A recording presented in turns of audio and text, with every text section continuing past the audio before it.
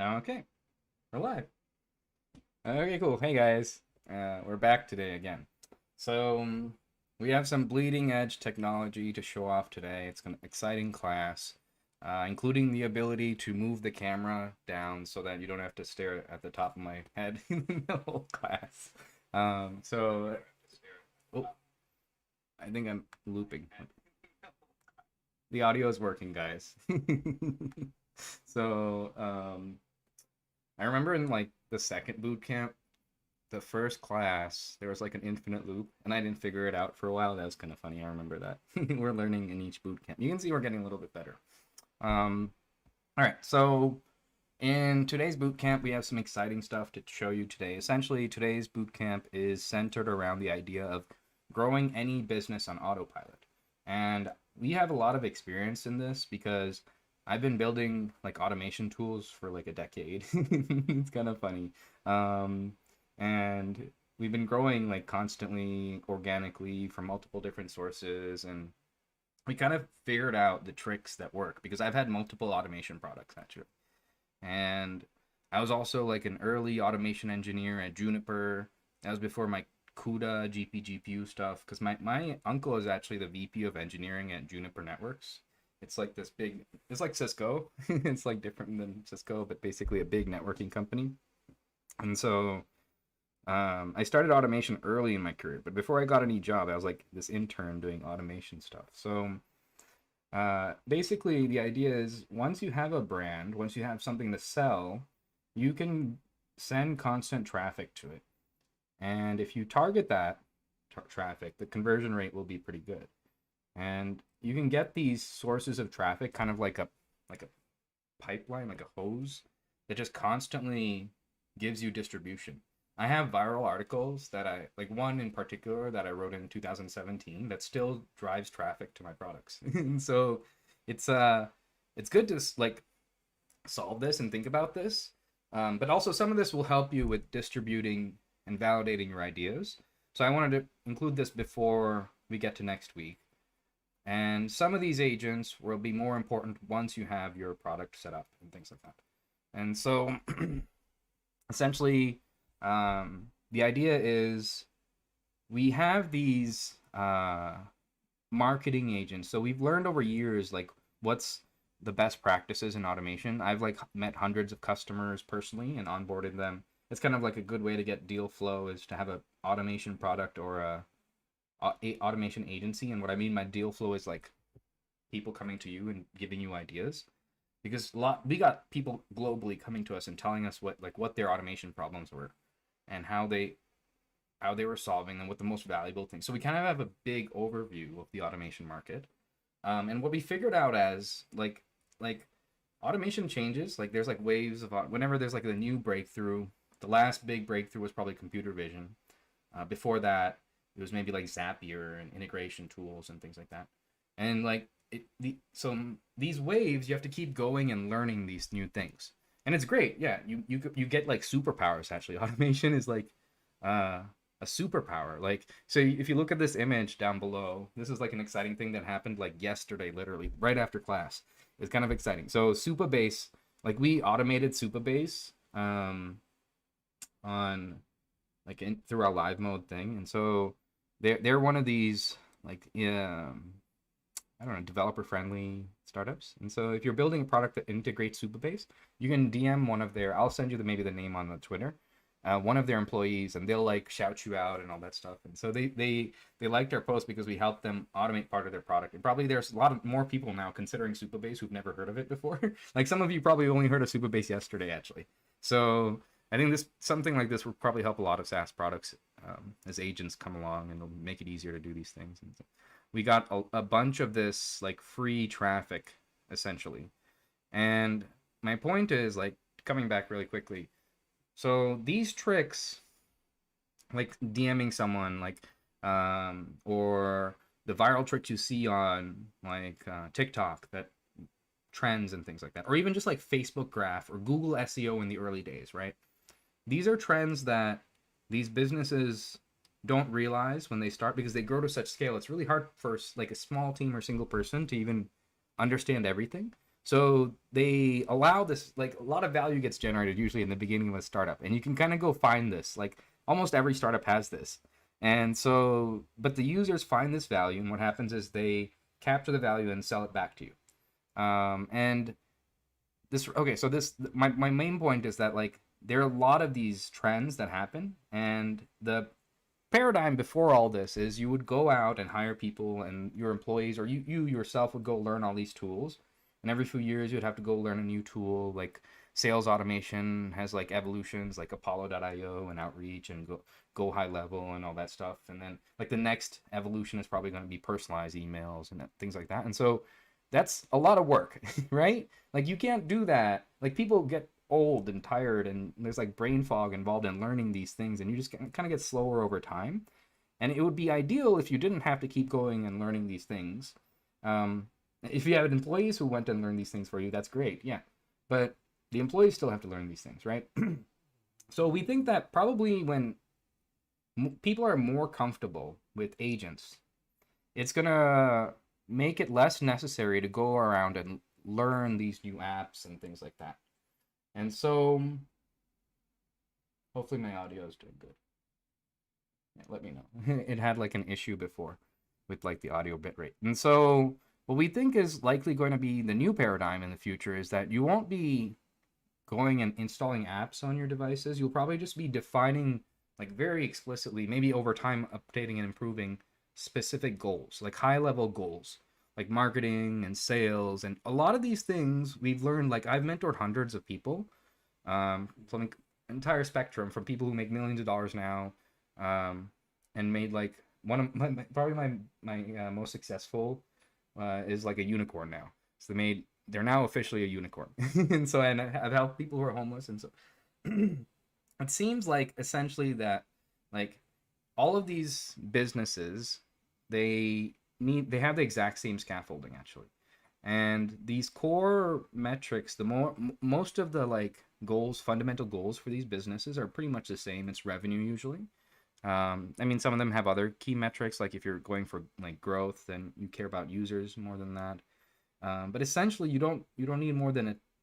We're still on the first point is you don't need more than a team of 10 agents or employees to grow and build most businesses. And we learned that by mentoring hundreds of people.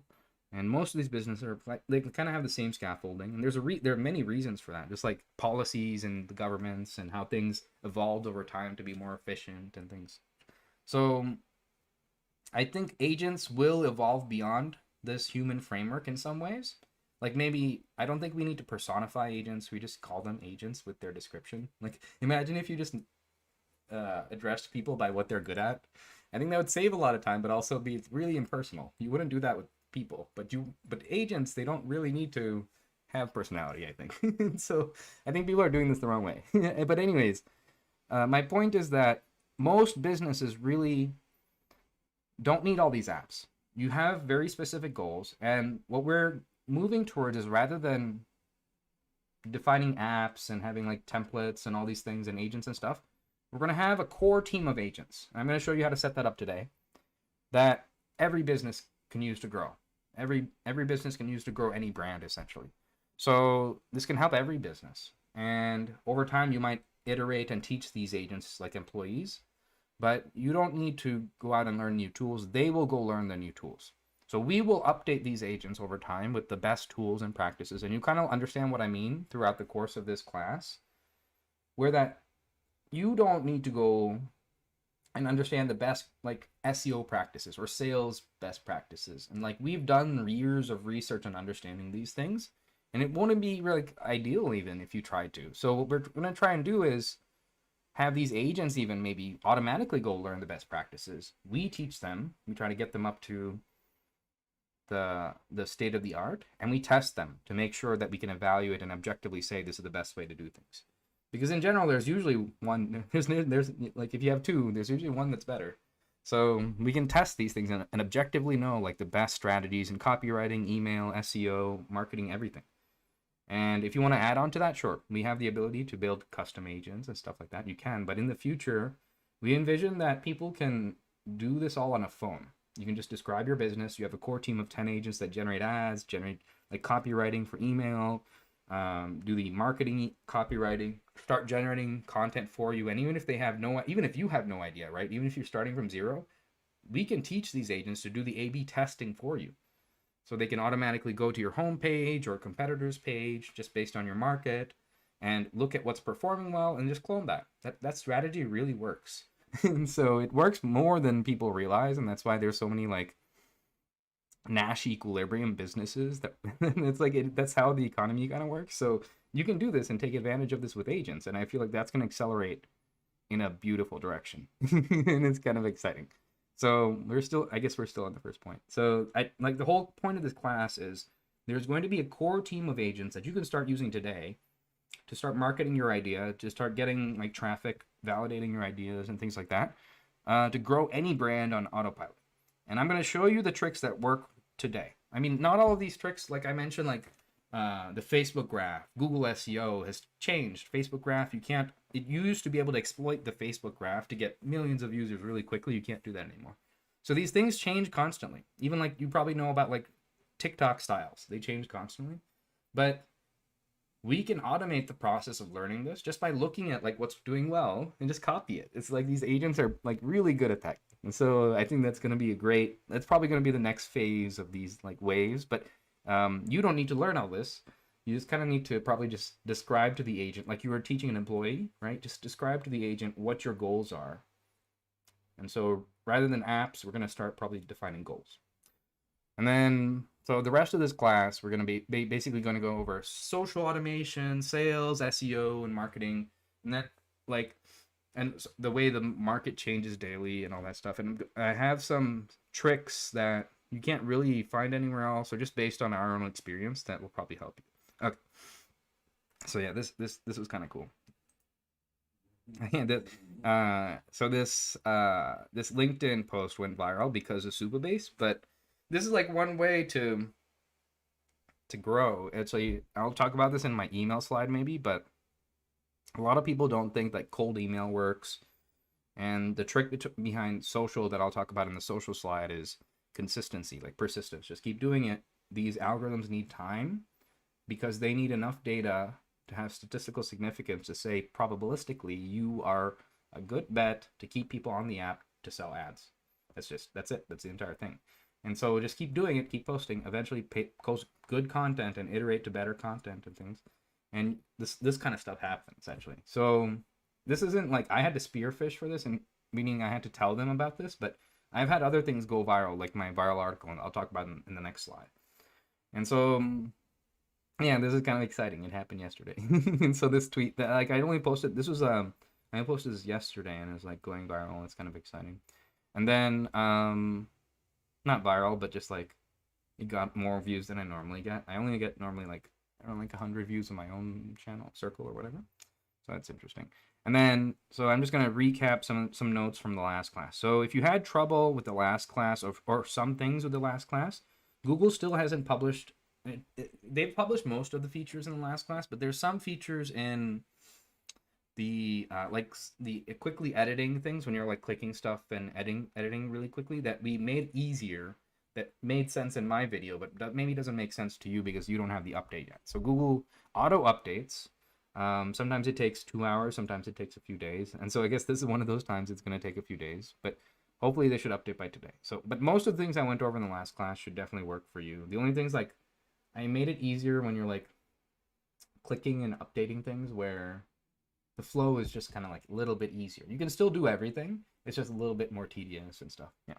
And then, oh yeah. So when you generate these landing pages, I've been telling people to post, a few people have posted already to our Reddit, and that's a good job. You guys did great. And so the only thing I want to say is for like the general feedback I have for most of these is you want to try and make them look more professional, because you can make these look as professional as you want. Imagine you have like a super engineer who can build whatever you want. And so you can click things and say, okay, get rid of this. And you can even tell it to make it look more stylish or like more professional and stuff like that. And like spend a lot of time on this part because this isn't that hard actually. You're just basically like an MVP doesn't mean that it's like not good.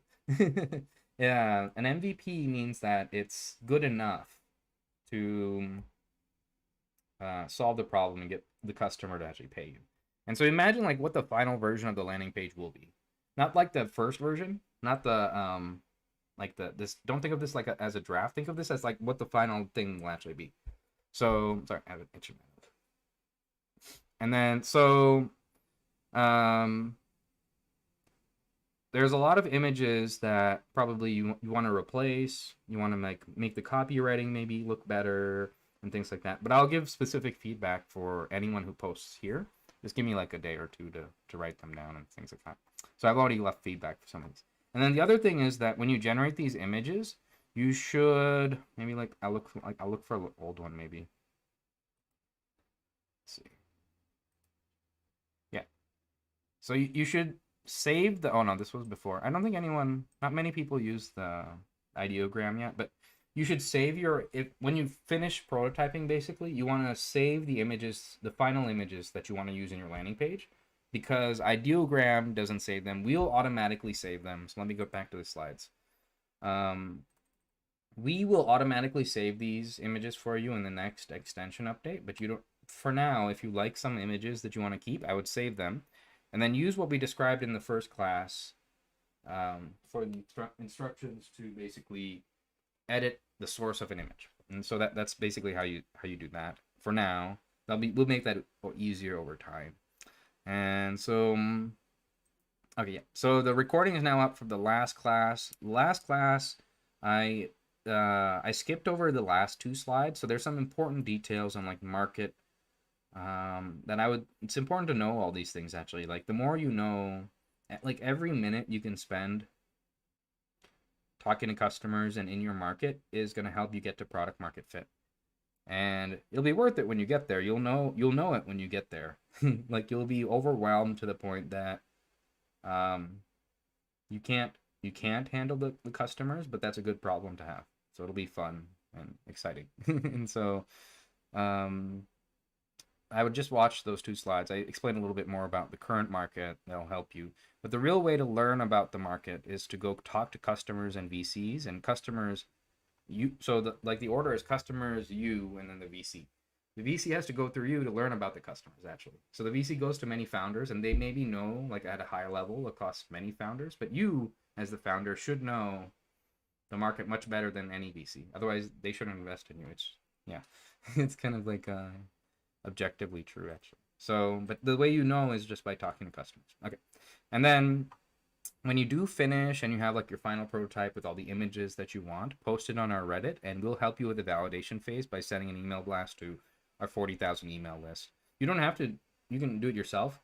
I'll talk about like the homework for the next class at the last slide, but you should actually even spearfish and find people who need this problem. Ideally, that's a much better way to do it. This is kind of like an easy way to do it.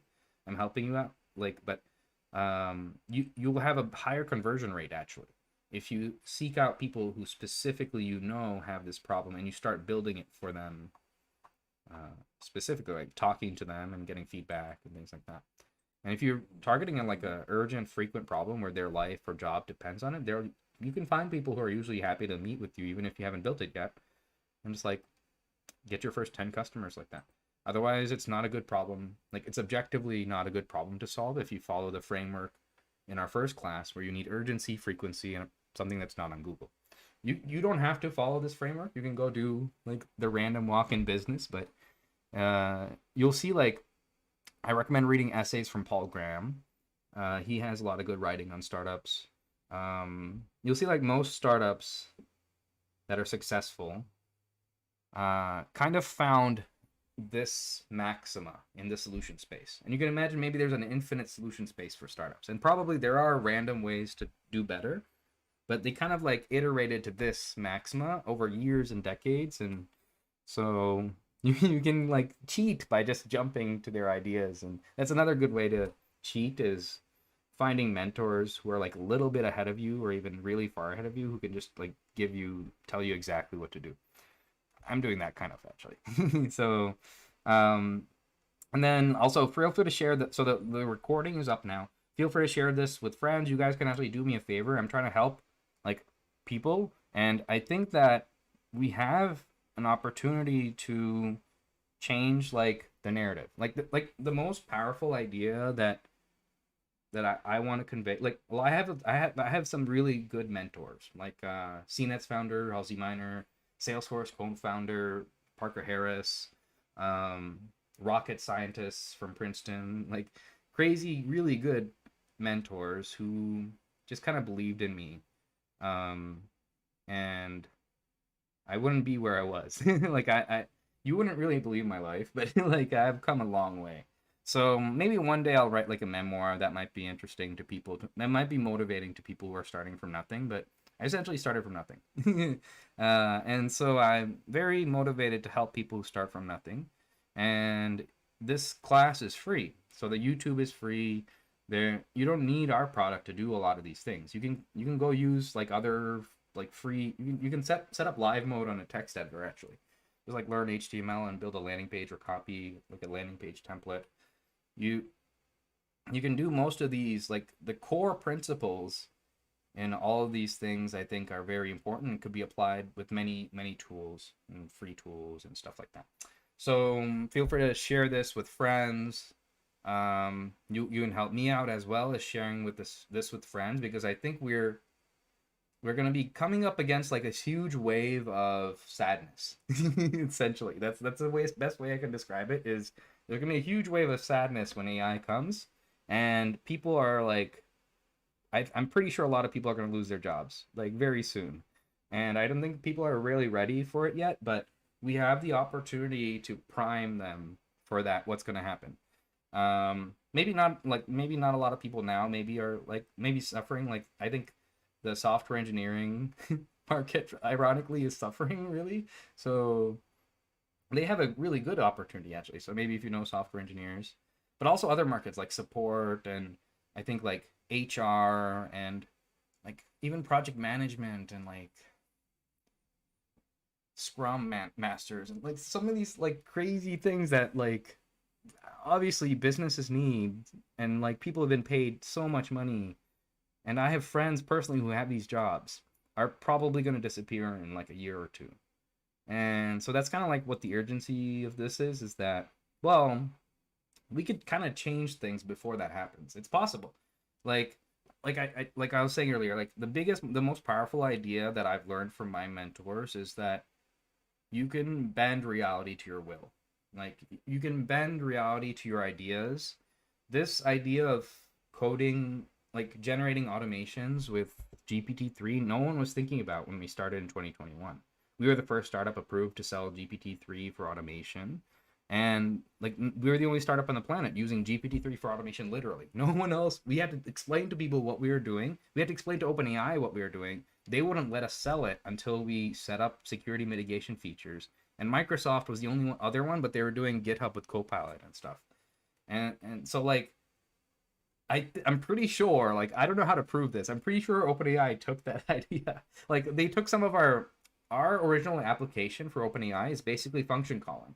It's how function calling is set up, and we gave like generating these JSONs to do specific things. The first version of Cheatler wouldn't have worked without that. I think we probably taught them, and that you can go back and look at our videos and launch videos. Like we kind of precede a lot of their launches with like our agents dashboard and their GPTs and all these things, like almost really closely. Maybe it's a coincidence. I think it's possible it's a coincidence because this happens a lot in history. Like people think they came up with things independently, but people come up with math and science, and like in it's really cool though. You can see like discoveries happening over time, so that's really exciting even if it is a coincidence. But I guess my whole point is that like so the market is completely going to change, and we have some insight because it seems like we can predict things. Like it's like so far like we are being validated in our predictions. Almost every prediction we had is being coming, and this specific thing is coming true just because we've spent a lot more time than other people on it. And the next thing that I'm trying to drill into all my friends who are struggling and maybe about to lose their job is that you have the insight to build like the future. Like no, a lot of people don't believe this, but like you can create a product and completely change an entire market, and then suddenly everyone just follows that. That's like the easiest way to understand it. But like what we did with cheat layer. That's another way to understand it. Essentially, what you just need to do is solve a problem in a new way and teach people. That's kind of like how you go about it. Or the extreme case is like Elon Musk creates like SpaceX and like changes like the space industry and changes like pricing in the space industry. So like you can bend reality. I'm sure when he started, like that was just an idea.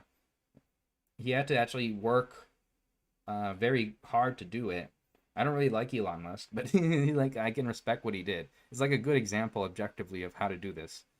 Is startups, like a lot of people think like you if you build it they will come, but actually most of successful startups are built by founders who go and make it happen. They have to go and manually recruit all the customers, manually go and teach people this idea and convince basically everyone about this new way the world should exist. But you can do it.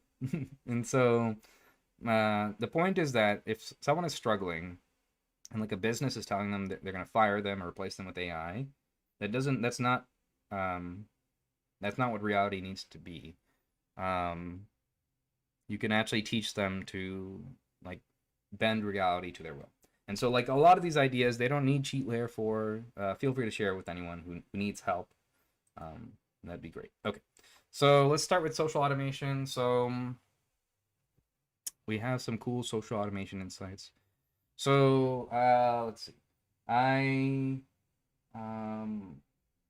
2017, what that image is, I wrote a viral article on Instagram bots, and essentially it was a response to this other article by an employee at Google.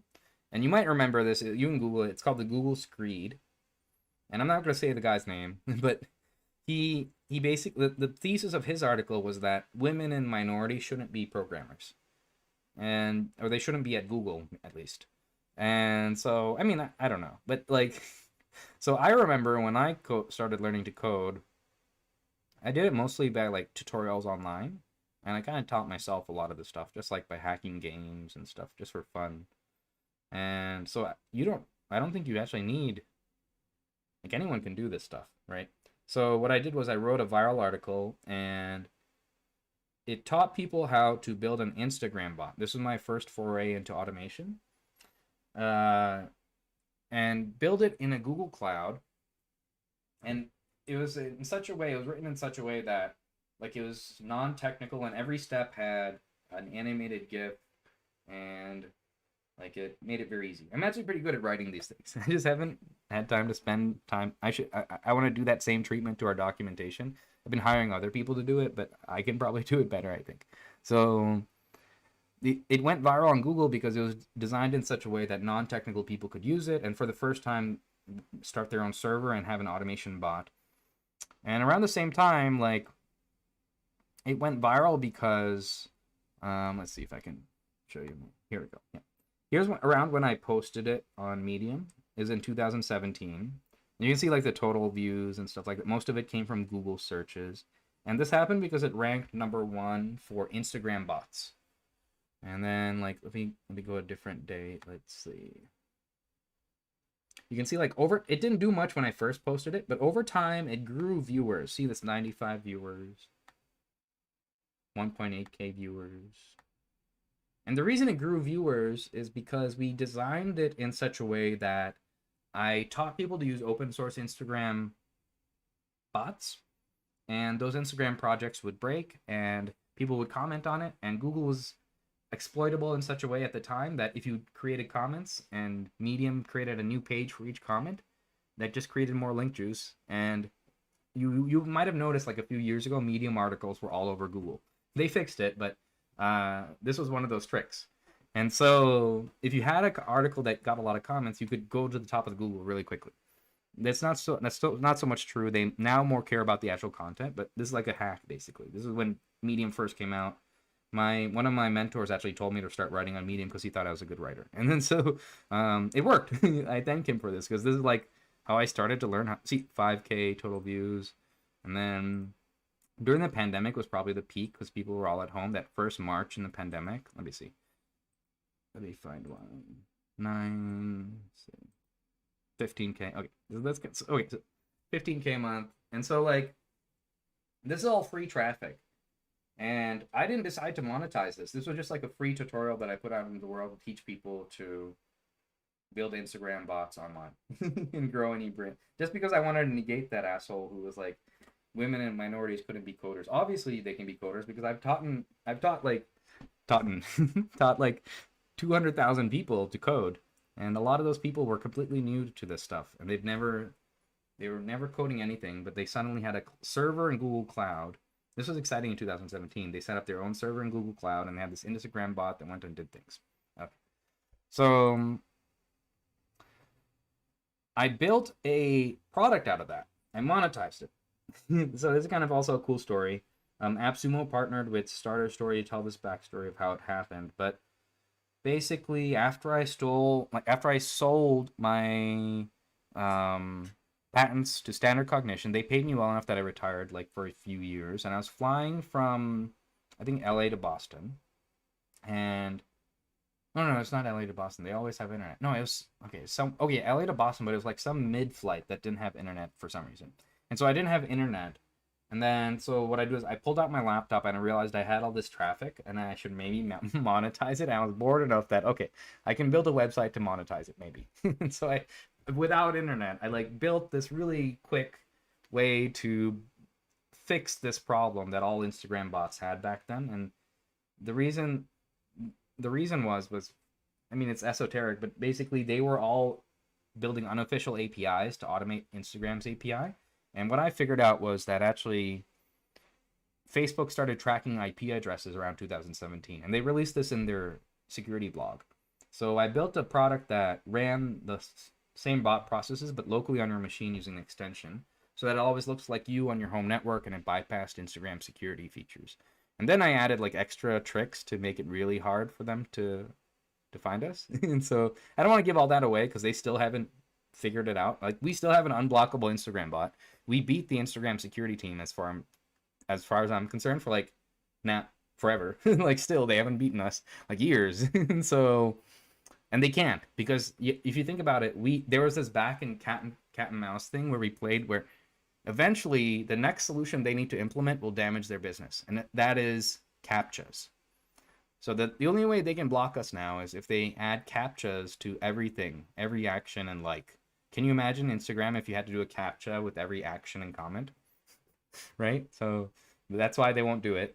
That's why maybe you still see bots on Instagram. That's why this is still a big problem actually, right? It's kind of funny. But they figured out how to solve that problem. Okay. So essentially what we had, I don't know, like 28,000 users with that other product. I don't want to name it. Like this other product that went viral, and like we didn't pay for any of these users. I just got them for free constantly because we ranked #1 for Instagram bot for years. We're no longer there. It's like 12 or something now because I don't really focus on this anymore. But like, so my point is that we learned some fundamental truths about social automation by building a social automation product. And you won't learn this unless you go through this process. Or if you listen to me, I'm telling you this stuff. Or talk to like another founder who's like been in it essentially. But basically, in the previous era of social automation, the fad or the solution, the accepted solution was to do these auto liking and auto follow stuff. If you've never seen this before, it's great. I envy you. It's like a hellhole. It's like really bad because like you've probably seen this, like random people follow you and stuff like that. It's spammy, right? And it would at best get you 1-to-1 growth rate, which means that, so the thesis behind this is that you auto follow and like someone and they see the notification on their phone. So when they open up their phone, they see your picture and then they click back on your profile. And then if they like your business, they go and buy things. That happens very rarely now. And this is an important point. These things people learn. And so some of these tricks will change in efficacy over time and things. And that gets you at best 1-to-1, right? Imagine you're liking and following one person. You can only maybe at best get that one person to come back. So we figured out actually when we ran this business, we had thousands of global users, right? And my own Instagram, you can see it. I grew like, let me see. All right, maybe I won't show you. It's Nala Arun. Nala. There we go. That's my dog's Instagram. We grew like 4,000 followers, but we had customers who did way better than this, who grew tens of thousands of followers. You're just using the same tool basically. And I'm not, you can see like I only post 71. I'm not a social media guy. I just post photos of my dog. Like, but it works because these networks figured out an algorithm basically to find good content and put it in front of people that they care about because they wanted to sell more ads. That's their goal. So essentially, we had users in that first product that never posted anything for years. They were maybe famous or they had really good photos of a specific niche that no one else had. And like really weird things like macrame or knitting. And like everyone and their dog is on Instagram. So like your target market is probably there. And Instagram, over time, they built algorithms. TikTok is really good at this, actually. TikTok's better. YouTube is really good at this, where they find people who are interested in your type of content. They figure out what your content is, and then just show it to them for you. And so, if you have good content, essentially, you can exploit these algorithms. It sounds like that Key and Peele skit where they work at the job or the bank instead of robbing it, and they do the job instead of robbing the bank. It's kind of funny like that. Like you do what they want basically. You're giving them what they want. So let me come back here. So these social networks, what they want is to sell ads. Big surprise, right? So how they did it is they have algorithms that find good content. Most basically, you can exploit this by generating now good content. That's my point. It wasn't possible when I built this other product earlier. We were thinking about how to do this, but it just wasn't possible because we had users who were growing constantly, never posted anything, never followed, or they just constantly told Instagram that they were, I mean, they did the autofollow and liking, but they just constantly told Instagram that they were active. That's it. Instagram sent them content constantly. That's it. And even if they weren't active, I'm sure Instagram sent them content, but it's kind of cool. So we were thinking about how to like take advantage of this, and it's finally now possible, right? Some of you are probably connecting the dots of what I'm talking about. So finally now you can automate generating content and even A/B testing content, like the likes and follows, and keep iterating over time to grow constantly any brand over time. And it's probably going to go in unintuitive directions. Like if you look at TikTok, like some of the best performing brands are like Duolingo. I think I mentioned this. Yeah, Duolingo down here. So if you go look at Duolingo, their TikTok videos have nothing to do with the product. They're just, it's like an absurd bird, like this huge bird, and it's entertaining. That's the point. People go to social networks for entertainment. So you can exploit these networks by entertaining people, generating good content in a specific niche to target those audiences, and then these networks will put your content right after the last video. You just have to make sure it's not like, just put like 10% more effort into the content. Like, I mean, we're going to automate that, right? So we are going to get you back like up to the 90% mark on these contents by automating all that stuff. And we have tricks to do that. That's kind of exciting. So I'm going to show you, let's see. I'll show you how to set this one up real quick, and then we'll come back and do sales automation next. But yeah, essentially the future of social automation isn't likes and follows. It's actually generating good content that provides value. And we can automate that. Why not? Right? Oh god, I hit my microphone. Hold on, let me make sure that's still testing. Okay, good. All right. Let's check. There's some questions. I'm gonna try and answer questions a little bit more frequently now between slides because I think I missed some questions last time, but I posted questions in the Discord. So after last class, I went into our Discord. Maybe I'll cover those now. I posted some questions. So someone asked, someone asked about, can you translate PDF to English? Yes. Oh, Dennis, yeah, you already saw that. Okay. So then someone else asked, is desktop available for only Windows 11? We onboard all subscribers, so please schedule a meeting on the interactive onboarding. Scroll down a little bit, and we'll help you set up. But yeah, it works on Windows 10 and Mac and Linux as well. And the reason we onboard subscribers is because there's no self-service tutorials yet. We've been working on enterprise-grade solutions, really, which is really important. And so it's going to make us a lot of money, but you guys get all the benefit of that because we're going to deliver all that value to you and much cheaper. So we're going to use that to subsidize this basically. So it's kind of cool. Okay. And then, yes, you can create multi-page landing pages. So what you can do is in the landing page editor in live mode, just like link to another source, like another form or something and stuff like that. And then some forms allow you to send you back, but you can also like put a link back to the login page in the form. Okay. I think that's it. Let's go back here. And let me set up. Okay, so I'll show you how to set up these social automation agents.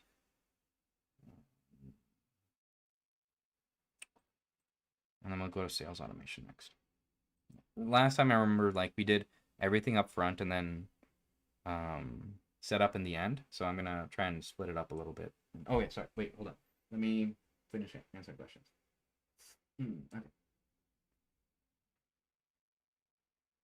We integrate panel for maintenance. Yes, you can. Yeah. So just like you can edit and add any feature you want, in the back end, you can paste in your paddle stripe checkout thing and basically hide it. I mean, we'll probably make it easier than having to paste and edit the code. We'll probably make it so that you can give Project Atlas the paddle thing, but yeah, for now you can. There's definitely a way to add paddle for payments.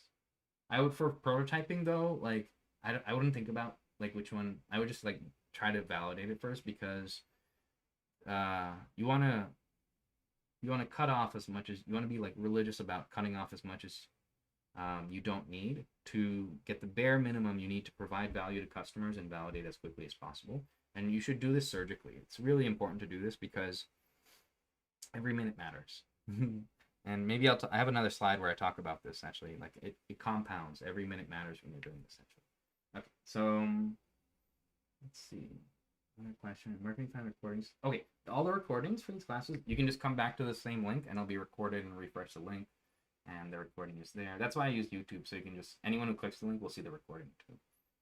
Oh, I'd like to hear, oh, sorry, I didn't know what story. Maybe I said it already. I have more stories today. Leverage AI. Yep. Oh, another question. Can you use AI to generate content? That's part of today's class. We'll be generating content and automate social media. I'll show you how to use an agent to do it. And yes, okay. Let's get back here. Okay. So now we're going to show you how to do that. Let's set up the social agents. Just like before, I'm going to show you how it works before I set it up. But what we can start with is, let's go back to our dashboard. We need to download the latest desktop version. We updated the desktop app today, and we're going to use the desktop app in we're going to actually use the desktop app in today's class. So I'm not going to cover building any agents. Well, maybe if we have time, I'll cover building agents at the end of class with the desktop app, like maybe like the SEO. Like some of these agents are really easy to build actually, so I can show you how I built them. But I'm going to try and just make it easy for non-technical people to ramp up. So last class, we didn't install like anything locally. Everything was prompts and filling out forms. This class is mostly just filling out forms and pre-built agents. We're not building anything you need. You're just following instructions. And if you follow these instructions, you'll be able to drive traffic to any brand and grow on autopilot. Just copy our tricks, basically. It works. I mean, it doesn't work on like some markets that maybe like are scammy or something, but like if you have a legitimate business, it works. I've noticed. So, okay, so let's download the latest desktop version. So click interactive onboarding on our dashboard. And then in the interactive onboarding, actually, maybe I skipped over this. I'll talk about this today. So we have a feature we're testing where when you sign up, we'll just automatically detect who you are with your business like domain name. Or we have some APIs like People Data Labs that can even look up people just by their email address because they scrape like resumes and things. And we'll just pre-fill some of this stuff so you don't have to do it. So we'll learn what your business is. And we have some best practices for copywriting and sales and things like that I'm going to go over today that you don't have to know yourself. We'll like fill some of these things out for you. So you can say like, describe your business as like AI automation for dogs and then click submit. I'm not going to do this because it's going to erase my stuff. But if you do, it'll fill in all of these for you with some of our best practices. And then you can go in and just start editing and like simple things like maybe don't respond to like spam emails and have like 3 short emails for like each sales outbound thing and stuff like that that are best practices for everyone. And then I think everyone should probably use some of these ideas, but then you can edit it and take out things you don't need or add features you need and stuff like that. Okay, so in the interactive onboarding, we're going to scroll down and download the desktop version. There's a Mac and Windows version. The Mac version honestly takes like way more steps. So if you're running this for a business, we always recommend for businesses to use the Linux version or that's coming out soon or the Windows version because it's just way easier. The Mac version has extra security steps that I'm not going to spend time on today, but you can find the instructions here. It goes through all the security steps for the Mac version. And if you have trouble, we can like support can give you instructions, or we walk all subscribers through setup. So everyone who's paid us, like a subscriber, I've walked all the Mac users through setting up and stuff. Okay, so like download this new Windows version. This takes about 5 minutes, and once you unzip it, that takes another about 5 minutes. And so maybe while that's going, I'll explain some of this stuff, or I should have done it before I explained some of this stuff. Okay, so what we're basically going to do is we're going to set up the desktop version, which allows you to automate things at the desktop level, uniquely uploading files to social media sites and bypassing browser restrictions. So that's basically what it's useful for. And you don't need to install anything locally once we have OpenAgent Cloud released, actually. So like this is optional if you want to do this. Like in the next class, we should have OpenAgent Cloud ready where you can run your whole core agent team in your cloud instance in OpenAgent Cloud, and they'll just go and run some of these pre-built agents for like that we've built. So if you have trouble with like the Mac version, it'll probably be much easier maybe when you have OpenAgent Cloud and stuff like that. And so okay, so here's your core agent team. There's only 6 here. We believe there's probably 10 in total that you need. So we're going to be adding more, 3 more by the next class. So the 3 next agents that we're going to add by the next class is the SEO agent. I'll show you how that works today. The ads agent, I'll also show you how that works today. And the monitoring agent. I'm not going to show you how that works today.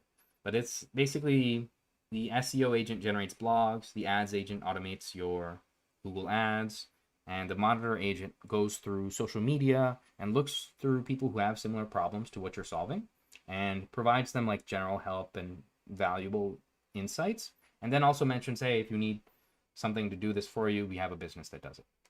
And so that's like that's pretty cool. I think a lot of products are coming out doing that, but we're just going to add that to our core agent team, and I think that could help it grow every business. So these are the core agents that you need basically to grow every business on autopilot. You may not even need all of these. Some businesses are consumer products. You don't need B2B cold outbound email, but the inbound email is pretty useful. So, okay, so let me just show you how. So once you've downloaded this, you want to unzip this.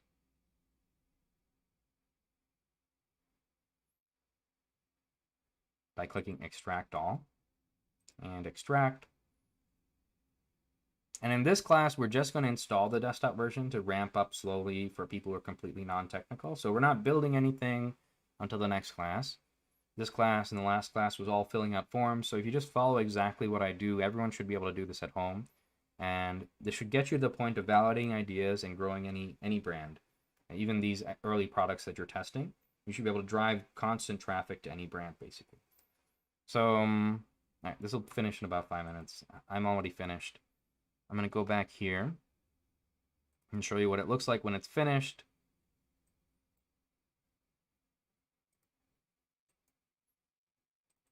All right, so when you unzip it, you'll be presented with this folder. And we ship some of our pre-built agents with this, which what you want to do is double click this exe, and I'm going to click no. Because I have another agent that I like my version, so I can just set this up. Okay. And so it'll take about a minute. the first time it starts up because it's actually unzipping certain files. It takes a little bit longer in Mac because of Mac security. And then it will start up and you'll see you'll see what I see in a second. So give it about a minute. There it goes.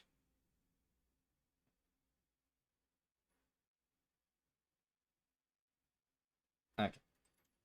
And let's make sure. Okay. So when you first start up, actually, it won't start up automatically. It'll ask you for your cheat layer billing API key. So what you want to do is go click billing, go to the bottom of the billing page, copy your API key, and then paste it into the editor, and then it'll let you in. Okay. So now once you've set this up, we can go back to the dashboard.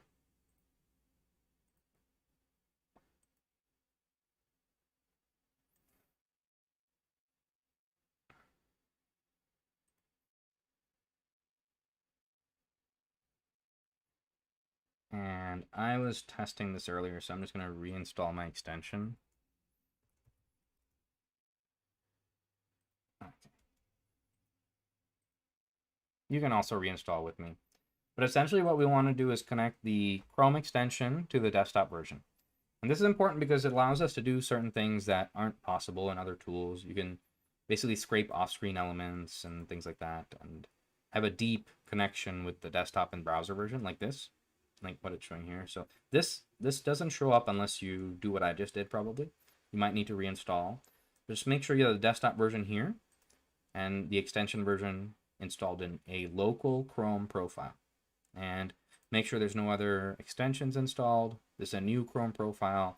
Certain extensions like Loom, ad blockers prevent what we're doing, and that's unique to us. We're just doing some weird things, but it's worth it. You can minimize it, and you don't have to use it as your main browser. You can use it like your main browser elsewhere, and just like this runs in the background. And like I just mentioned, OpenAgent Cloud, you don't need to install anything soon. And so you can use all these things, the same dashboard and all that stuff, and have your own cloud agent that you upload a Loom video to and click a button and it runs the agent, and then you can schedule it. That'll probably be ideal. So yeah. So, all right. What I'm going to work on now is showing you this marketing agent. Okay. So the marketing agent is going to distill like our best practices on growing constantly. And essentially our thesis now is generating good content and automating even the A/B testing of that content, which means that what this agent does is you can give it like, what it does is it just goes to like the general, the theme, it figures out what your theme is based on your voiceover and stuff like that. And it finds the top trending video based on that voiceover. And it tries to emulate the copywriting and like style of that video basically. And then it generates a video with certain content, so you can give it the style of the video that you want, the voice over the video they want, and it generates a randomly new video. So you can give it like conditionals, say generate this or this or this, and do it randomly and stuff like that. So you can give like an list of options and things like that. And then you want the caption for the social post. So in general, like you're looking for something that's entertaining in the hook.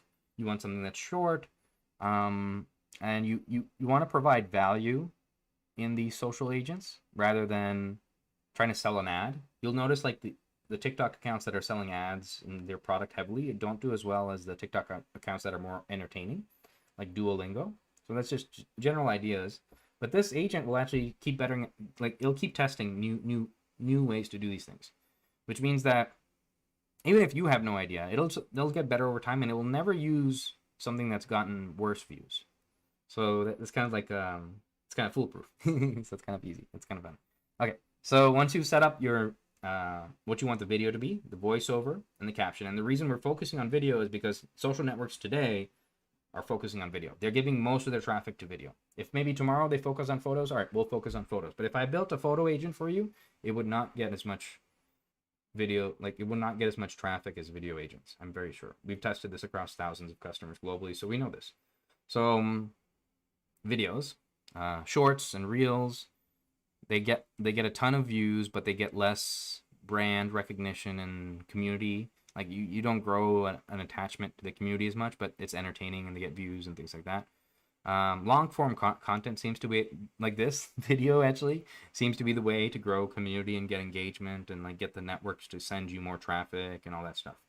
So we'll think about that. We'll talk about that. Okay. So once you set this up, you have the video content, the voiceover, the caption, you've installed the desktop version, and you've reinstalled the extension to make sure it's connected such that you see this. This tells you that they're both connected basically. Then you can click this button and it will trigger your TikTok agent. So the TikTok agent is going to keep going. This is going to keep going. We're going to let this go. So, I should have let it go. Okay. One of the cool things is you can see like, I should run it again. Okay. It's okay. All right, so now it's gonna. I'll maybe run it again at the end of class because this one takes a while. But I wanted to like show off something cool, but I was clicking things, and it's okay. So what you want to do is make sure one of the quirks is you want to just make sure that it selects your cheat layer folder or your home folder. I use the home folder because I keep reinstalling things as your default, and then that way you can like install things, and it uses that as your working folder for automations and things like that. So. All right, so now it's going to actually go and generate this video. This takes about 5 minutes. I can explain some things while it's going, but essentially what it's doing now, it's downloading the bash code or using bash, it's installing the Python libraries to generate video with voiceover and text, and then upload that to TikTok. And the way we generated this agent, we didn't write any code.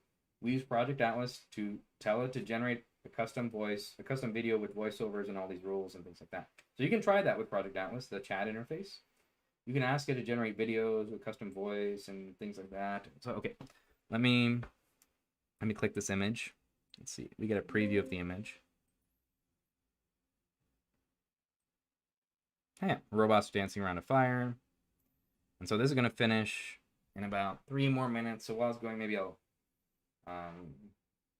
like explain like how it's doing this and things like that. So in the background, it's going to Dolly generating an image, and then it's using stable video to generate a video. We have a new version of this that uses Runway ML to generate the videos. And Runway ML is really good at image to video. So we figured out a cool trick. Maybe I'll show you this next. We figured out a cool trick where you can go to like a viral video on TikTok, and you'll probably see this on TikTok where once something goes viral, a lot of other people copy it, and like you'll see it show up on your feed, like if you watch it. And so TikTok is doing that just to like sell you more ads, so that you can exploit that basically. So what we did is we figured out that using this same trick, we can, it's generating the video now. Okay, so using this same trick, we download the TikTok video, we take out the last frame of a viral video, and then we extend it using Runway ML. And so I don't think anyone's done this yet, but I'm going to add this to our marketing agent so you can turn this feature on and have this marketing agent try this for you, where it'll go look at viral videos in your market, and then it'll extend it with new content. And if you go look at Runway ML, it's really good at the input image to video. It seems worse at like text to video. But input image to video, it seems to like extend it really well in like interesting ways and things like that. I guess it's more data in it. So it worked. So the exciting thing is I tried this, and you can see it's generating the voiceover text now and like creating the video. This is all Python code that it generated to solve this problem. And here's the video. Oh man, I keep messing this up. It's supposed to be typing things.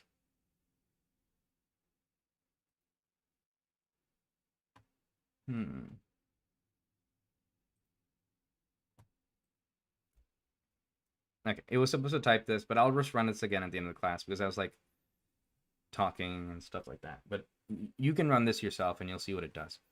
So essentially it uploads the video to TikTok. Let me see if I can play it.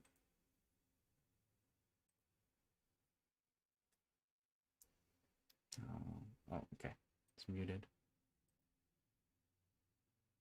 Cheat layer marketing agents can help you grow any brand on autopilot. Even this video was created by agents. People like that hook. Even this video was created by agents, but it's okay. So this video is kind of like a short video. It's like the previous generation of video automation, but Runway ML is a little bit better than this. It can do more realistic videos. So I can run the Runway ML example, and we're going to add that to this marketing agent so that it does this and that, and you can A/B test and see which one's better, and maybe like focus on one or something like that. And so okay, so I didn't explain. So I tried that other agent and it got like 1,700 views, like more than average. Normally I get like 200 to 700 views, and I tried it and it got 1,700. I don't think anyone else is doing this yet, and this will be like an exciting new drop. We'll probably be dropping like agent features like this instead of products and templates. Your agents will just get smarter over time and be able to just do things like this without you having to change these base instructions, because we can take these base business description instructions, and this is essentially like, imagine you're hiring these people, right? This is your team of 10 that you would hire. You don't keep telling them what to do every time there's like a new tool coming out. They go and learn the tool and they apply your base business goals to that tool. So that's the same paradigm, like the same design that we're going to focus on, where you can be completely non-technical. You can be even like homeless and destitute. And if you have a phone, you can just describe the business that you want, build it even in live mode, and then grow it on autopilot, because these agents are doing the hard work of learning like the best tricks to get views and all that stuff. That's basically our thesis. So, and it's working pretty well. Kind of exciting. You can see our TikTok and see other users and stuff doing this. Like 200 to 700 views is like what I'm getting on average, but these are other customers. These aren't our videos. These are like other customers who are using our TikTok agent when we were letting them post on our account for testing and things. And so you can see this is much better than the 1-to-1 ratio that you get with follows and likes. This is 1 to 700.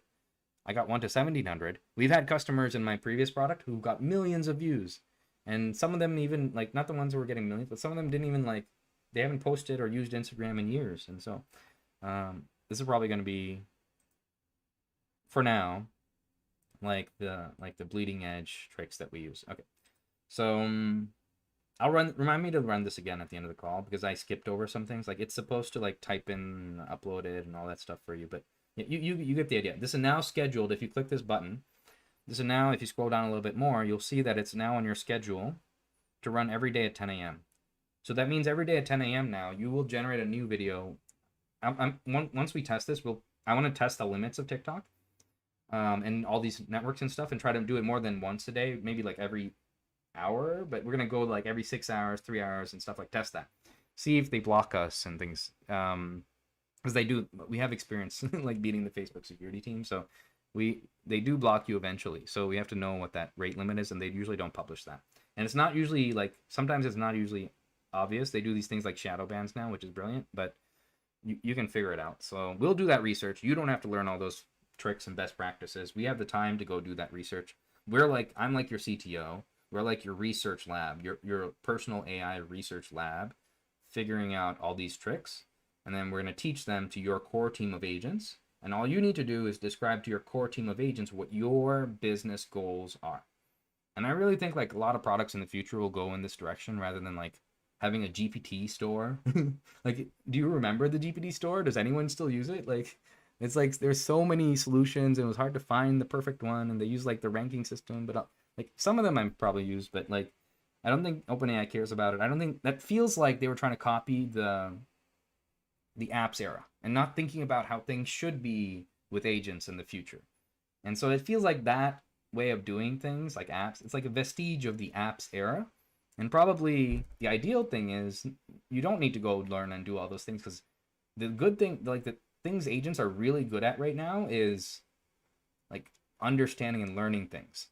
Like they're very good at that. They can go and scrape the internet, and they exploded. ChatGPT exploded because of that premise, basically. So we should probably start exploiting that and rethinking how we design products to rather than apps and app stores. That's a lot of tedious work and lost money and testing from the user side of things. Why don't we just automate testing these products and just pick the best one? It seems like, okay. Anyways, yeah, let's get back here. Oh, I'll do the Runway ML agent. Let's do the Runway ML agent. We have a Runway ML agent we ship now with the desktop version. Let me see. What is my... Oh, yeah. Robots driving car. Okay, let me just run this.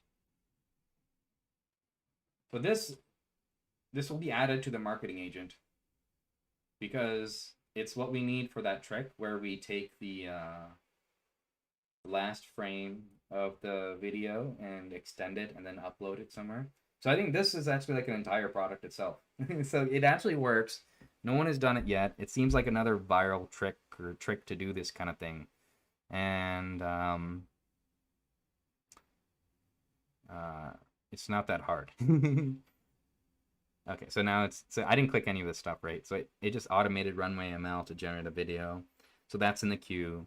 So what this agent does essentially is it generates a video from an image, not from a text file or text input, and then downloads that video, and then does the same thing we did with our TikTok agent. It adds voiceover and text and stuff, and so like it makes it your own with your own brand, but it extends a video that's currently going viral on TikTok in your market. And so it'd be kind of cool, like, to see what this does when users like set this on autopilot, because what will happen is all the most viral memes and videos will suddenly have like extended versions, and I think people are inherently interested in that. So it's like different than what other people are doing. I think the algorithms are also picking up on that, like it's new and different but also very similar, and so it seems to be working well. So that we're gonna advertise this to the moon probably when we get this version out, but I haven't seen it yet. It's like one of our bleeding edge research into marketing agents, research projects into marketing agents. So stay tuned for this update to the marketing agent next week. Okay, so it's going to generate the video. Let me just get back here. So if you followed this so far, you now have a marketing agent every day that's going to open up TikTok and send you 700 views to your product. So that gives you like this pipeline to start testing. Like I was saying earlier that you need statistical significance to run these experiments with customers. Now you have hundreds of people coming to your product. So you can run objective scientific experiments with A/B testing. This marketing agent does A/B testing for you. So it essentially allows you to grow any brand constantly on autopilot. And on our TikTok, you can see how that worked. Like some videos obviously got more views than others because over time it learned, don't do this, focus on things like this, or like copywriting, and basically focus on things like this and don't do this. Okay, so let's go back here. Oh yeah, I finished it. Here's the video. Robots driving a car. Pretty cool. So I think the text generated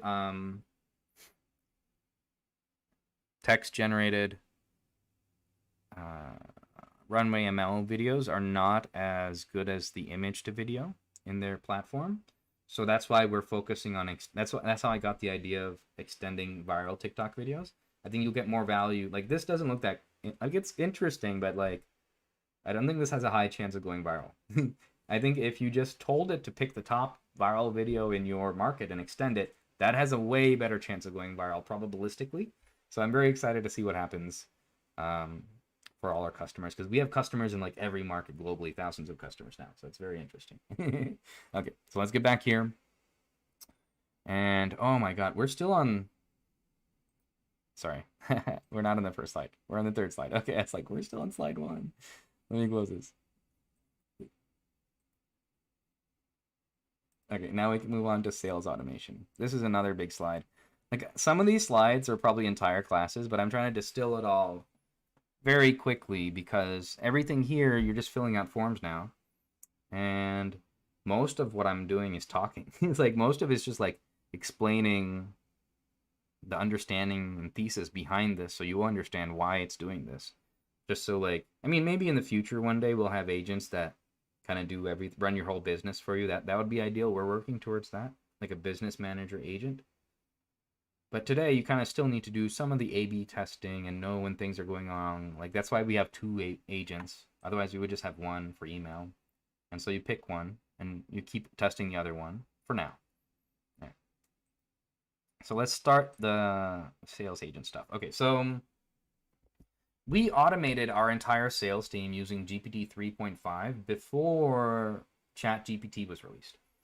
And then basically we did this using Apollo.io. So let me show you my Apollo.io account. Let's see, where did I? Okay, here we go. So this was like before ChatGPT, a year before ChatGPT was released. We had a sales team, like 3 people, 2 people. You should always have at least 2 people when you're building a sales team so you can A/B test. And we did Apollo.io, and it was like a slog. Like, it was before ChatGPT was released, so we had to explain to people what we were doing. But a lot of the people who had never seen automation before were super excited to meet with us, and so that was kind of cool. But like, closing these large contracts with sales is, you have to go tell people and like go through process of months and stuff like that. So it's hard. And then we got access to GPT-3 and we realized, hey, we can automate some of this stuff. So we automated auto responding using GPT-3 to all the emails. I hooked up all their emails. I set it up on my machine and I automated all their responding so that we sent people who were interested in demos a link to the Calendly link, so that we got demos on autopilot, basically. So that automated, like, that made the sales team's lives a lot easier. We automated even setting if the leads were interested in Apollo.io or not. And so they didn't have to touch any software. They just had to do demos. And that was really good. But you can see, like, we got 3% reply rates there. Like, the best we ever got was maybe 4% and stuff. And so the reason is, like, these emails, they do A/B testing. Essentially, they do A/B testing, but the same email is being sent to everyone. So you can see it's not like personalized emails, or maybe they're starting to do that now, but there's like some services are starting to do that now. But the innovation we had back then, before ChatGPT was released, was we could personalize the outbound. And that's when we really saw the difference. So when we personalize the outbound, which is meaning that every email writes something about the customer at the first sentence, so that you can kind of tell emails that came from the previous generations of products, they don't mention anything about you.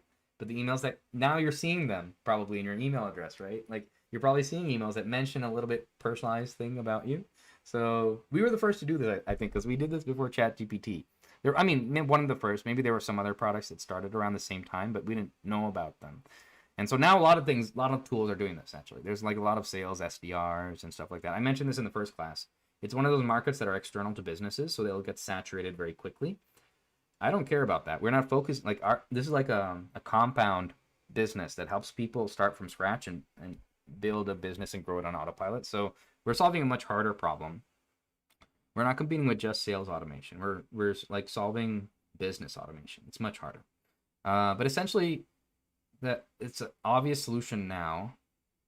And I think everyone also, sales automation tools will probably go to this direction. Even Apollo.io will probably implement this. But just like the previous generation, like, you probably realized after a few years of this happening to you, maybe you responded to the first few of these emails, but you probably realized that that after the first few of these people, like, sent you these emails, that it was fake. Like, people quickly learn, right, in the internet. And so I think people are now learning that some of these personalized emails are fake. So the efficacy, if you like charted this across many businesses, they won't tell you. Probably went down over time, over years. People probably started to realize, oh, hey, this is a fake email. It's auto-generated. And now people, it reset. Now people are starting to slowly realize, oh, this, I mean, most people don't realize it. So it's okay. You have a couple of years for this to be effective, but I think maybe in like 5-10 years, you'll be able to tell what are the auto-generated emails from this generation, but you won't be able to tell maybe what the next generation is. So that's kind of cool. All right. And then, oh, this is like a bonus trick we learned. So Another cool thing you can do is with our autoresponder, you can automate signing up to websites using Project Atlas, and then have them. One of our users came up with this: read and have them respond. Have your autoresponder respond to their welcome emails with something like thoughtful about their product or whatever, but also offer your product, like sign up to people who could be your businesses, because people tend to actually deliverability wise, your emails for welcome responses for welcome emails always go through 100%, and whether or not they read it is up to them, but if they're a good product, they read all of them. And so that's kind of like a hack to get 100% deliverability and get your email read by customers. We're going to probably automate this too. So, all right, let me help you set up some of this stuff. So what you want to do, I'm going to set this up in my other Chrome profile. Let's see. Put up forwarding. And okay, so you need to forward your email address in Google Workspace to the cheat layer email forwarding address that you'll find in agent settings. And then let's see. If you've set up your business description and things from the interactive onboarding, some of these forms will already be set up. But essentially what we're setting up now is the inbound email agent and the outbound email agents. So you can test this for now just to see how it works, but I would come back and actually try to break it. So try to send it emails that your customers would send you and teach it like you were teaching an employee. So you can put up to 3,000 pages of instructions here in these little input forms. And you can see I don't have that many right here because I keep resetting it and testing. But some users have a lot. They have like 3 pages and things like that. So not like 3,000 pages. Yeah. And essentially, the ones that are most useful for us is just sending a link if people are interested in a demo, or sending like a video of the product and things like that. And you will get like a good example if you just fill out this form. Okay. So once you've filled out this form, you just need to install our Chrome extension in a new Chrome profile. So I've set up a new Chrome profile here that has our Chrome extension. And then you need to set up Google Workspace. And we use Google Workspace because it has high deliverability after like years of testing these things. So a lot of sales teams used to use this trick before. Essentially, there was this tool called Gmass and Gwarm in the previous era of sales automation. If you're new to sales automation, it's okay if you don't know what this is. They don't exist anymore because Google shut them down because they worked. That's the interesting thing. If you go back and look at them, rather than developing a technical solution to stop them, they realized they couldn't. This is similar to the Instagram thing where if they implemented CAPTCHAs, it would damage their business and growth. And so rather than Google damaging their business and product, they just shut down Gmass and Gwarm. And what those tools did was essentially they used Google because Gmail and Google Workspace tends to not block their own services to increase deliverability to their own services. And now they're large enough that actually makes a difference. And so they automated the process of warming up emails. They figured out like Google's algorithms to warm up emails. And they increased deliverability using Google Workspace. So that's why I use it. This also allows us to send unlimited emails. We don't have to count emails. And everything's all like managed in your Google Workspace and things like that. So I recommend it. If you don't want to use it, we also have the ability to set up like MailChimp and Mailgun, all these things. It's also possible. You just set up the forwarding email address in the MailChimp setup, basically. Okay. So what you want to do is add a new forwarding address. Maybe I'll send an email first before I test this. Okay. So let's send an email. Rohan, try. I'm interested. Demo. Let's just send. Let me show you how it works like last class before I show you how to set it up. So this is sending an email to me. In about a minute, it's gonna respond using my rules.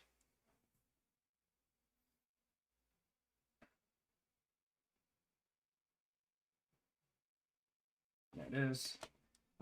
Okay, so it's gonna generate the email.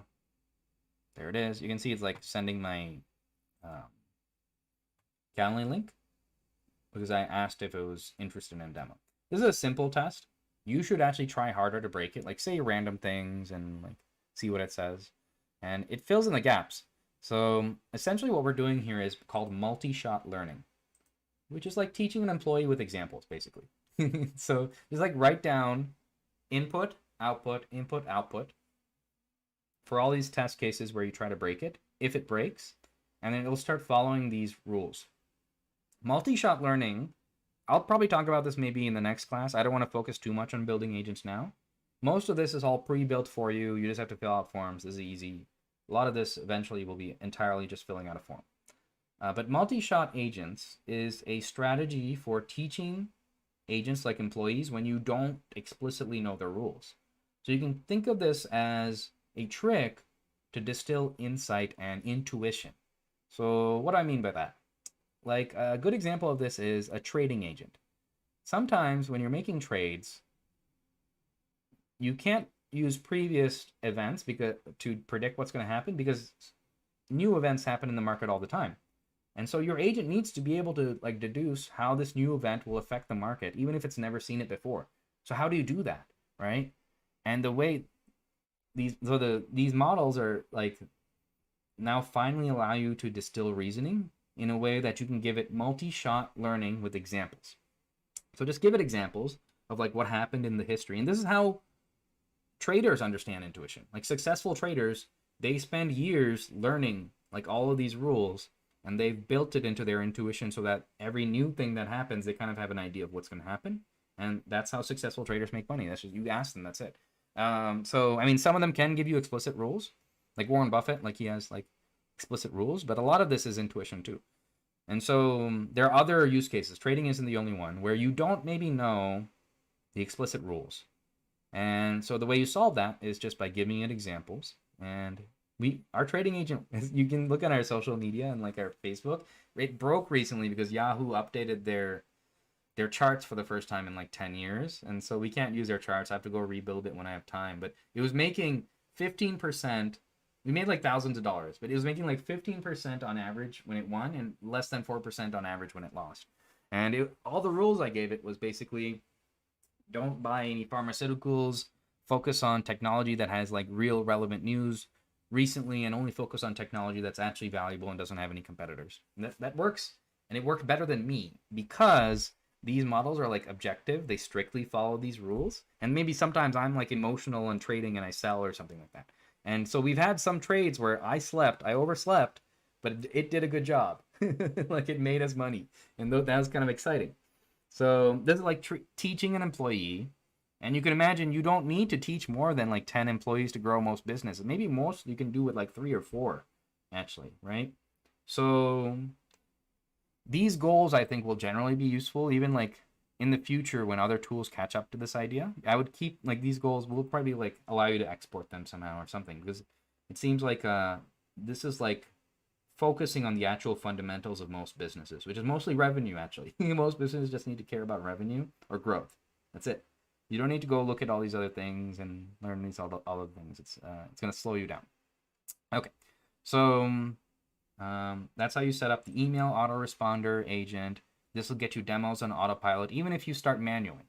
And I recommend starting manually because what we're doing here is essentially iterating towards like product market fit, iterating towards a higher conversion rate. And this is random when you start. So if you start manually, you can save time. You can save yourself months, actually. And what I mean by starting manually is, but let me show you the outbound agents, what they do real quick. Okay, so this is the inbound agent. When I'm teaching large enterprises, like larger customers and things, to switch to sales automation, they are usually using some other tool. And so an easy way, but it's not like personalized yet, and that's why they're even thinking about us. And actually, we're even stealing customers from the people who are like the other competitors who are generating personalized emails like Go High Level, because we additionally allow you to trigger an agent like this. And you might not have noticed, but it ran an agent when I responded. And that agent allows you to trigger any one of these agents. Like this is why we're unique to every other product that does sales automation. We have a customer who's doing some wild things after their inbound emails. Like not a lot of customers have figured this out yet, so I wish more would. But once you get an inbound email, you can trigger it to go send it to a sales rep who's like relevant, or schedule like a calendar meeting for them, or even generate an invoice, like automate the whole price of generating the invoice, or even automate the whole process of generating a website, a product, and then email that code to them. Like you can do all these crazy things. Everything in our platform can be triggered from all of these agents. They're all linked together, and they can even link humans in the loop. So very soon, these agents are going to be emailing you and asking you for permission to do things. So that's kind of exciting. Okay, so let me set up this outbound. Let me just show you how to do the outbound agent, and then we'll go through the process of how to set all this up and things. Okay, so in the outbound agent, we have some best practices that we've learned through the process of running sales automation on Apollo and all that stuff. And so basically, essentially, good copywriting is kind of hard to learn if you've never done it. It's a skill, but these agents can do a lot of it for you. They can teach you how to do it. And in fact, they're keeping these conversations in Supabase so that you can craft this prompt and say, use previously good conversations that have worked and copy that style. And it automatically brings up all the conversations in every email that's been responded. So it has that ability to do that. So it can kind of get better over time in copywriting just for you. But just let me just explain some best practices. So in these emails, the ones that work best for us today and so far is 3 short emails. The first sentence, make sure you mention something personalized about the brand based on the scrape content. We scrape the website and generate the leads automatically and all that stuff. And then in the second sentence, say that you've helped other similar firms or companies solve problem X. And then in the final sentence, some kind of call to action. So say that if you're interested in a demo, let me know, and things like that. Okay. And then you usually do one follow-up. I mean, I do one follow-up. Some other people are more aggressive, like 5 or 6 follow-ups, but I'm going to keep it to one follow-up. We'll add more if we're seeing it across users that it's actually helping. But this follow-up works. So it's worked for me. So give them a specific use case. You'll say the only reason I'm calling you or only reason I'm mentioning this is because we've seen this crazy growth with this guy, and he's like your business, and I figured that he's one of our customers. I figured you'd want it too. And then that kind of like makes them feel like, well, if everyone else is doing this, maybe I should just try it. And so that works pretty well. And then you can go off on this in your own market. I'm sure different markets have different best copywriting. Some people have like really wild email strategies. Feel free to test that. That's totally fine. That's why we have 2 of these agents actually. So when you hire a sales team, a good practice is always have like 2 sales agents when you start. You don't want to start with hiring a sales team. You want to figure it out yourself as a founder. And all sales teams start with founder-led sales. And what that means is, like, imagine if you're trying to teach someone, right? Like I am trying to teach you. I wouldn't know what to tell you guys if I hadn't done this myself with Apollo.io like years ago, and like if I hadn't ran a social automation business for years, I would be bullshitting to you. I wouldn't know what I'm saying. But I actually know these things work because I've had like thousands of customers grow and all this stuff. And so the idea is that do this manually so that you know how to teach these agents. So you can basically understand what is good copywriting, and you can distill this insight into these agents because the models themselves are not good at these things to start. Okay, so let's run one of these. Just click save, and then I'll show you next how to set it up.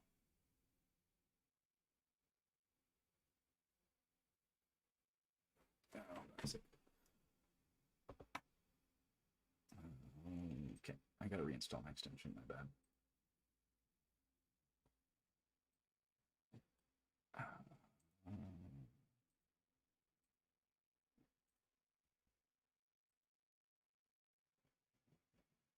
Oops.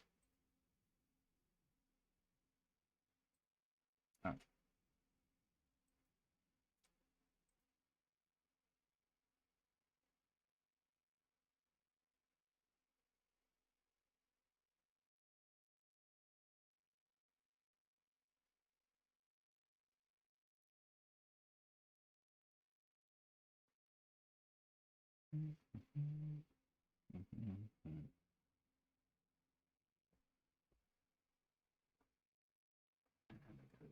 extensions in here. Okay.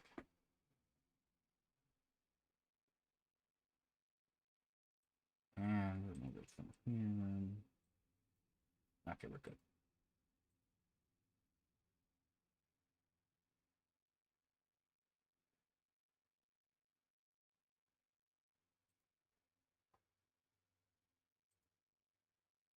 Oh, I didn't install it yet. My bad. Where did I go? Here we go.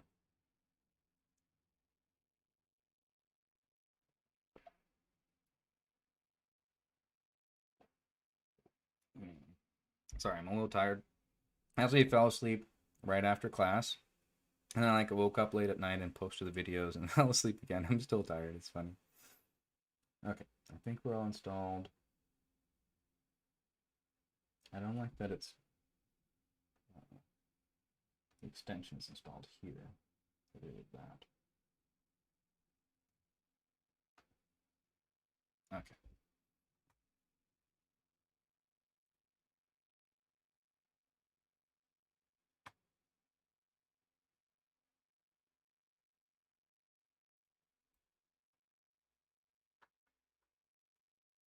All right. Good.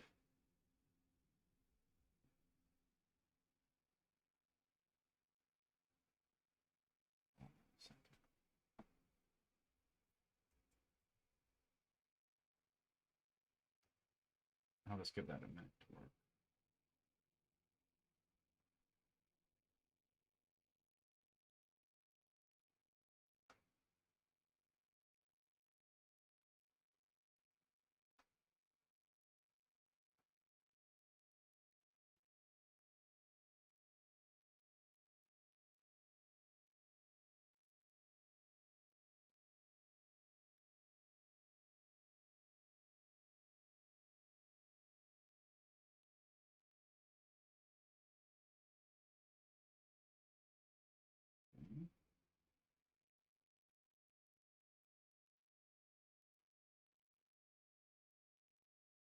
Oh, okay.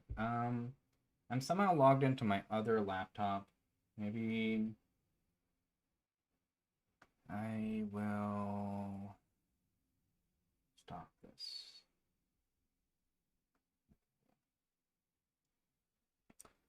Let's close some of this stuff down. Move this.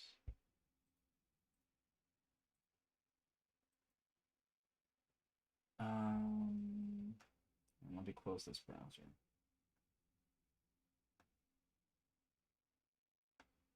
Okay, I don't need this one anymore.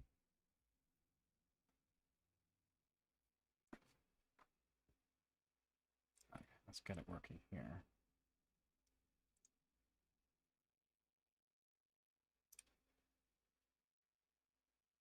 Okay, there it goes. Okay, sorry. I had logged in on like 2 machines into the same account, so it was kind of confused. Okay, so what it's doing now is it's generating a lead list for us in Google Sheets, and it's going through and scraping. Let's see, maybe I can open that. Scraping all these websites from this target market. So I targeted recruiters and the owner. In the background, using actually the Apollo.io API plus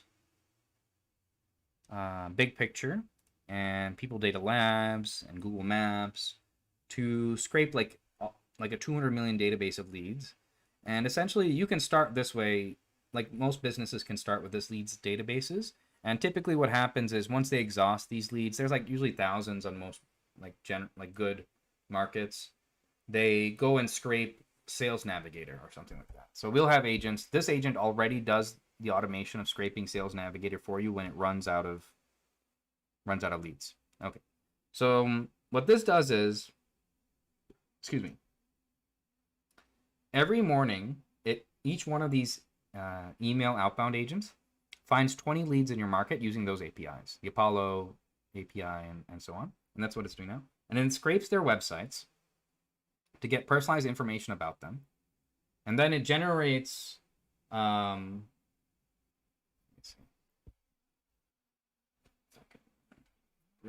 here. A personalized email using those rules without breaking it. Hopefully I don't break it.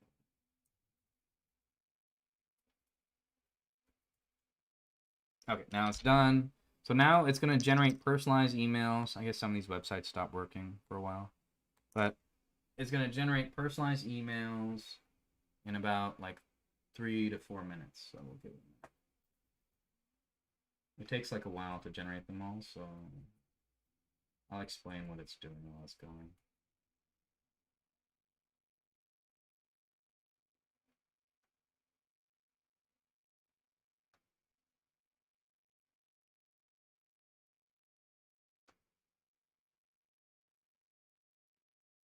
Okay, I'm gonna show you what it generated.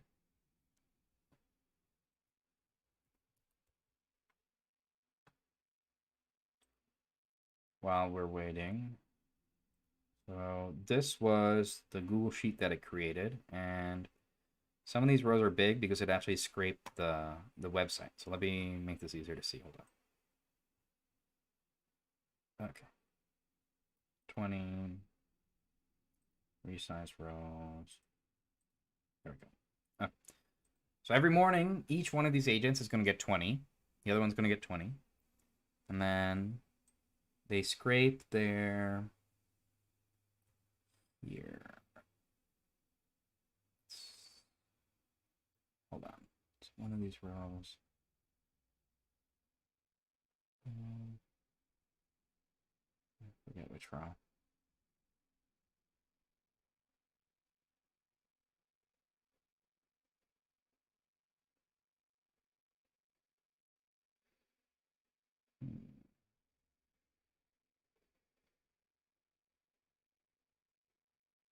It's hard to see. Okay, yeah, that's why some of those rows were big though, because oh maybe it's this one. No, because they scrape the website data and it makes them big. Let me see if I can see it easier that way. Oh, here it is. Yeah, there we go. Okay, so it scrapes the website data and then uses that to generate personalized outbound emails, and then it does that for 2 agents. If you set this one up, it'll do it for this one too. And click save, and I'll go to it. And it'll schedule this to happen every day at 10 a.m. for both of those agents. The reason you do 2 is because one of them will always be better. When you have 2 agents, oh, now it's generating the emails. Okay, so you can see what these emails are. Oh my, I just did both of them, so it's gonna go crazy. It's okay. Okay. So it scraped those websites, and now it's generating personalized emails for all of them using Google Workspace to have high deliverability, personalized emails, higher response rates than Apollo.io, and to do this for 40 in total every morning. So here's some of these. You can see some of these are generating now. That's one. Oh.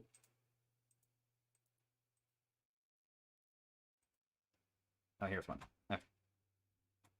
Oh, that disappeared. It closed it on me. Okay, here's another one. Oh. It keeps closing. Okay, but you get the idea. Let me just screenshot it.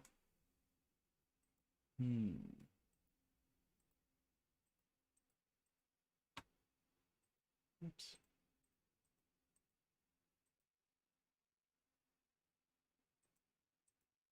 Okay, I'm going to close these.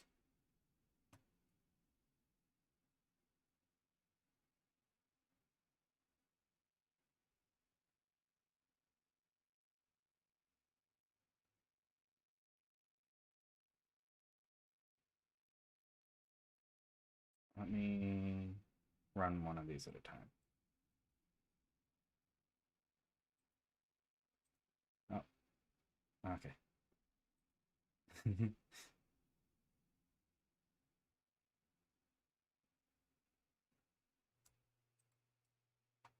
I can let it finish, or I'll just do this.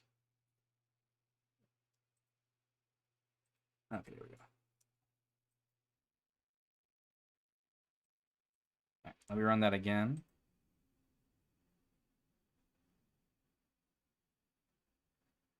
Go.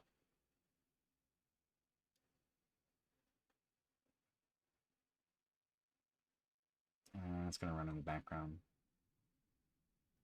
Cool.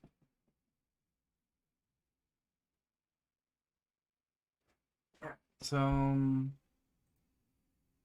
let's see.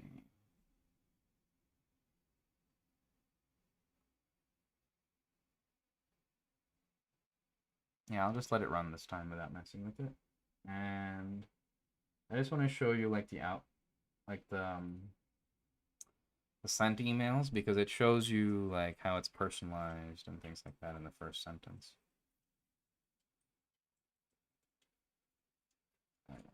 Let me shut this down.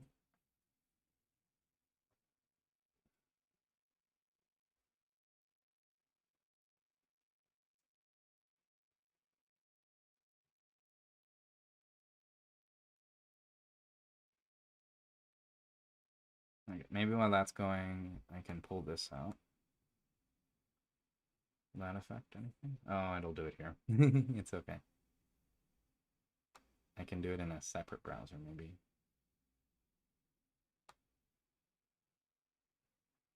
I'll just wait.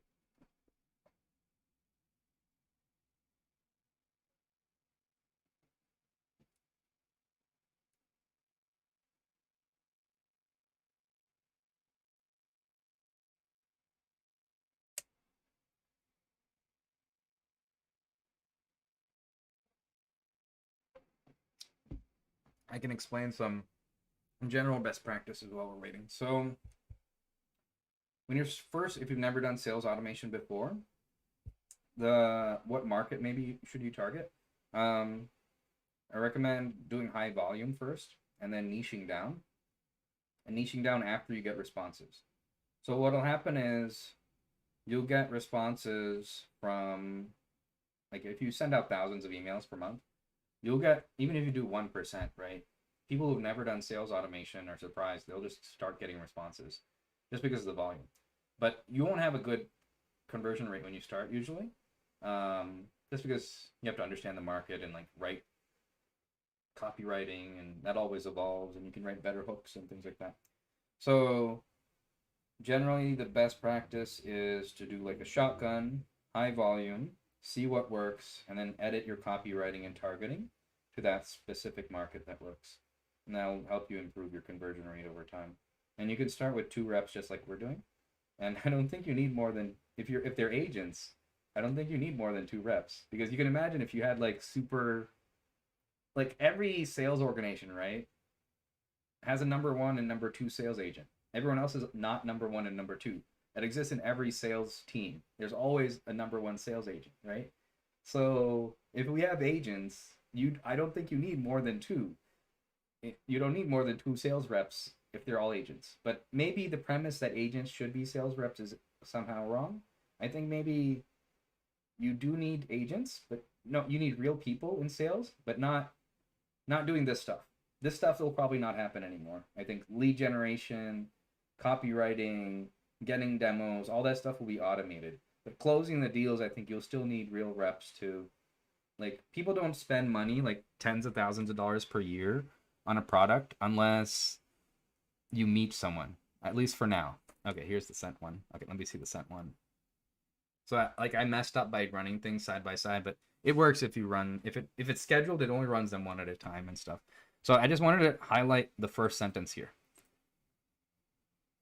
Strong network. So you can see this, we wouldn't know this and some of these other things unless it scraped their website. And you might have noticed that it even went to different websites when it did this one. So what'll happen is every morning it'll go to a new list of 20. Both of them will do a new list of 20, so 40 every day. And one of them will always be better. Like I mentioned, there's always one sales rep who's number 1. So one of these agents will always be better. And what that means is run it for 2 weeks. And the reason you use 2 weeks is statistical significance. And what that means is 1 person or 10 people is not good enough to be confident mathematically at scale. It's kind of like guessing, actually. Statistical significance means you need to talk to enough people that you can be confident in your prediction. And usually for this kind of thing, you need hundreds of people for statistical significance. Hundreds of people per week and over 2 weeks. And the reason we do 2 weeks is because that ensures that any single day or event didn't bias your results. And then so once you've run it for 2 weeks, then one of these agents will always be getting, you'll see in your Gmail, one of them will get responses more. They'll both probably get responses.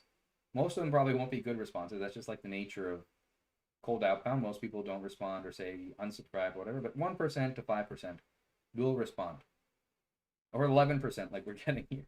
And so that basically gives you the opportunity to constantly iterate over time. So every 2 weeks, one of these agents is better. Change the copywriting on the second agent. So come back here, you'll find in 2 weeks, one of these copywriting instructions is better than the other. And so come back here, delete the other one, and try something new. And actually, we are going to think about how to automate even the A/B testing eventually someday. But but for now, people are still a part of this loop. So, and I think it's useful. So, oh, it's going off and doing the other thing. Okay. I'm just going to stop this so I can keep going. All right. So if you scroll down, you'll notice that the other cool thing about this, you'll have a lot more scheduled agents for tomorrow, specifically tomorrow or in 2 days. And that's because this sales agent actually scheduled other agents to follow up, like write the follow-up emails, and it was scheduled to run every day at 10 a.m. now. So just like when we click save on the marketing agent now runs every day at 10 a.m. And let me clear up some of these tabs. I'm getting confused. This sales agent now, every day at 10 a.m., it's going to go get 40 leads from your market, split them up into 2 tests, send out scrape their websites, send out personalized emails, and then you're just going to get this constant pipeline of demos if you do this, like we did. Like actually, if you're starting an agency, we have a lot of customers who are listening probably who are starting agencies. If you just copy my copywriting, like those 3 sentences, we're like target recruiters, target private equity, target these like old businesses, like old large firms, law firms, things like that, that don't have any solutions on Google yet. I mean, law firms now have solutions, but there's still so many businesses that have never heard of Zapier in the US, like hundreds of thousands of businesses, and you couldn't reach them because you would have to go teach them. They wouldn't want to learn Zapier. So you couldn't really reach them until now, until you made it as easy as like a form to fill out on a website that you're selling, or as easy as something you double click and run that you're selling. So I would go find those businesses that are like mundane and weird old document processing and things like that when you're actually building your products. Okay. So let's get back here. We've done sales automation. We've done social automation.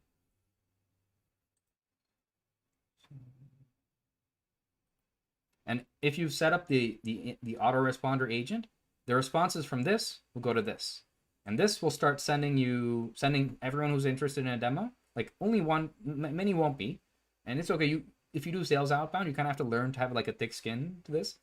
Like if you grow a business to any scale, inevitably at any scale, people will hate you. They'll be very angry. It's like, it just happens on the internet. So you kind of have to like get used to it. And this happens a lot in cold outbound email. Like people will just say unsubscribe or I don't care, but like they'll yell at you or something like that. But you can teach the agent to like ignore them or something. Just don't respond to them. And it actually, if you have HubSpot set up, it marks them as not interested, so it doesn't contact them again as well. So let's see. Once this is set up, my Chrome is like glitching.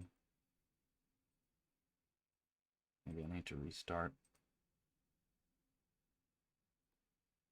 Let's see here. Okay, we're done with sales automation. Maybe one last thing I'll mention is like, you see how these popped up in your scheduler if you followed along today?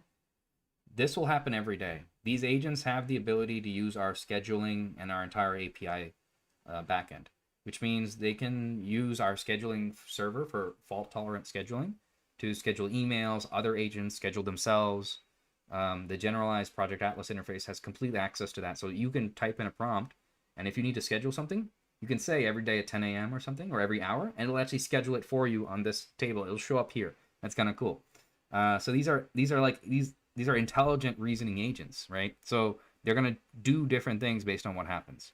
And we're like constantly improving their capabilities. You can delete them by just like clicking this button if you don't want one or something like that. And essentially, like, we're getting to the point that this is already a team of agents, right? They're already scheduling work every day, daily. You're now going to get constant traffic daily. We had to do some of this setup, but very soon there will probably be one agent, not 10. There will be one agent that runs the entire business and then teaches all these agents how to do things for you.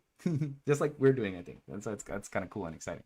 Okay, so here's my TikTok agent somewhere. Did I delete it?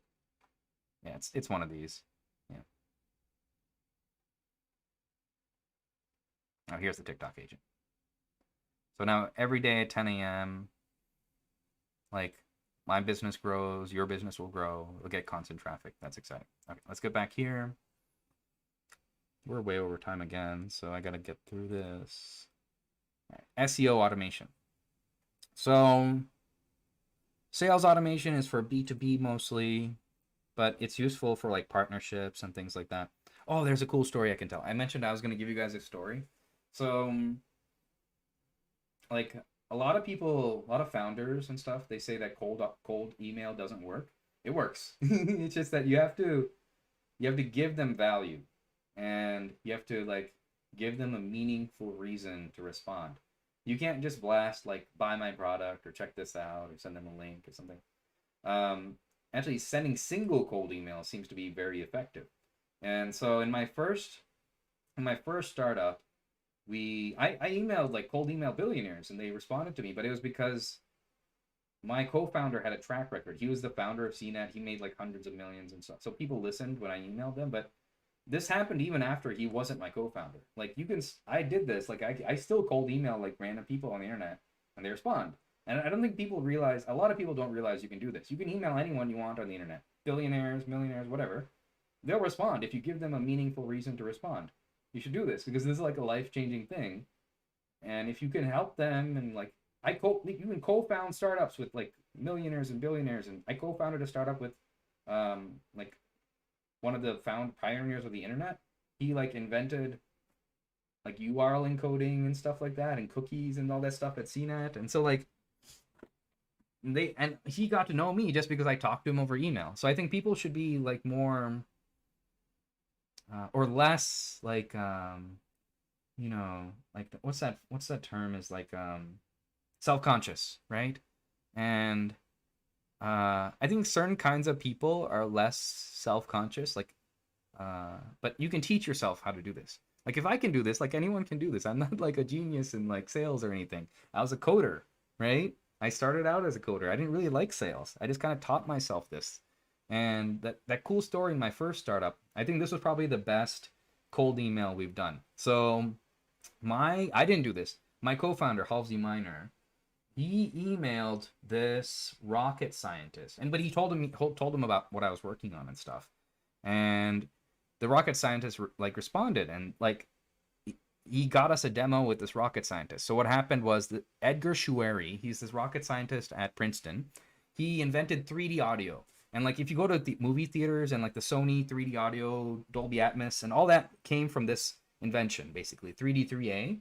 And it's basically the premise that you can simulate the human head, and you can send audio to each ear by using filters, convolution, a 4-way convolutional filter that separated the audio so that each ear only hears the left and right signals. So that if you were at the point of the microphone, then you would hear just like what you were hearing from the microphone. So it would sound like the audio is happening all around you instead of in front of you from the speakers.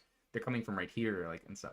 So it was really cool. In order to get him to help us, so I cold emailed him after and like I explained and talked to him and like I convinced him to help us. And I mean, Halsey did the intro, but it was like really cool. This is like one of those most interesting cold emails we've done, and it changed the course of our company. So what happened was I flew out to Princeton. I still have some videos and like photos somewhere, and it was raining. I like got a hotel room and I shipped all my video cameras there. I had like these huge cameras that I had to set up, and I went to his lab in Princeton, and I set up cameras in the rain with like umbrellas, and I did my 3D reconstruction thing in his lab, and like that ingratiated me enough that he decided to help us. And his lab is kind of cool. You can look him up, Edgar Shuari. He's an actual rocket scientist. So he walked. I think he does this to like mess with people, but he walked me through his garage that has an actual huge like 3-story rocket engine in Princeton, and then back up to his lab and stuff like that. It's like, oh, there's a rocket. That's cool. And then in his lab, he has this soundproof dead room. And in the dead room, he does this trick. If you ever like get a chance to meet him, he'll maybe do this to you if you ask. He brings you in this dead room and he plays the 3D audio stuff. And if you close your eyes, the dead room is vibrationally isolated off the ground. It's like completely you can't hear anything when you're in it. So when he runs his 3D audio algorithm, it feels like you're there. And he does this trick where he sends like a train at people. It's like really scary. Or there's like this recording with binaural audio where they do like haircuts and stuff, and he like tries to scare you and things. But that whole experience wouldn't have happened unless we cold emailed him, and he let us use his technology. Like, because I actually went out to meet with him and like ingratiated myself and showed him my thing. He was excited. Like, a lot of professors like this are really excited to start startups. They don't like doing research. Like, I've met a few professors like this in the last year who are building things, like inventing things, but they want to they want to see their thing in the world, and they could. Like, so this is like just a general thing, just general advice. Cold email works. This is just like a story, basically. It works more often than you think, and you just need to write well enough to get people to respond. Like, if you think about it, like on the other end of these emails, they're just seeing like a few sentence emails. Sorry, my Steam is on. They're just seeing like a few sentences and they're responding. So you just need to like emulate that style to get people to respond to you. So like send them something meaningful, like provide value and things like that. Cold email works. We've cold emailed like a lot of investors and they've responded. With this system, we've cold emailed investors and they've responded and things. So it definitely works. Cold email works. It's just my story. All right, we'll go. We'll go on next. All right, so, oh, I forgot to end the story. Yeah, so he gave us that technology, and I have a video. Maybe I'll show it in the next class. We set up this soundproof demo room at that. Maybe I showed it in the first class. That like huge mansion in LA.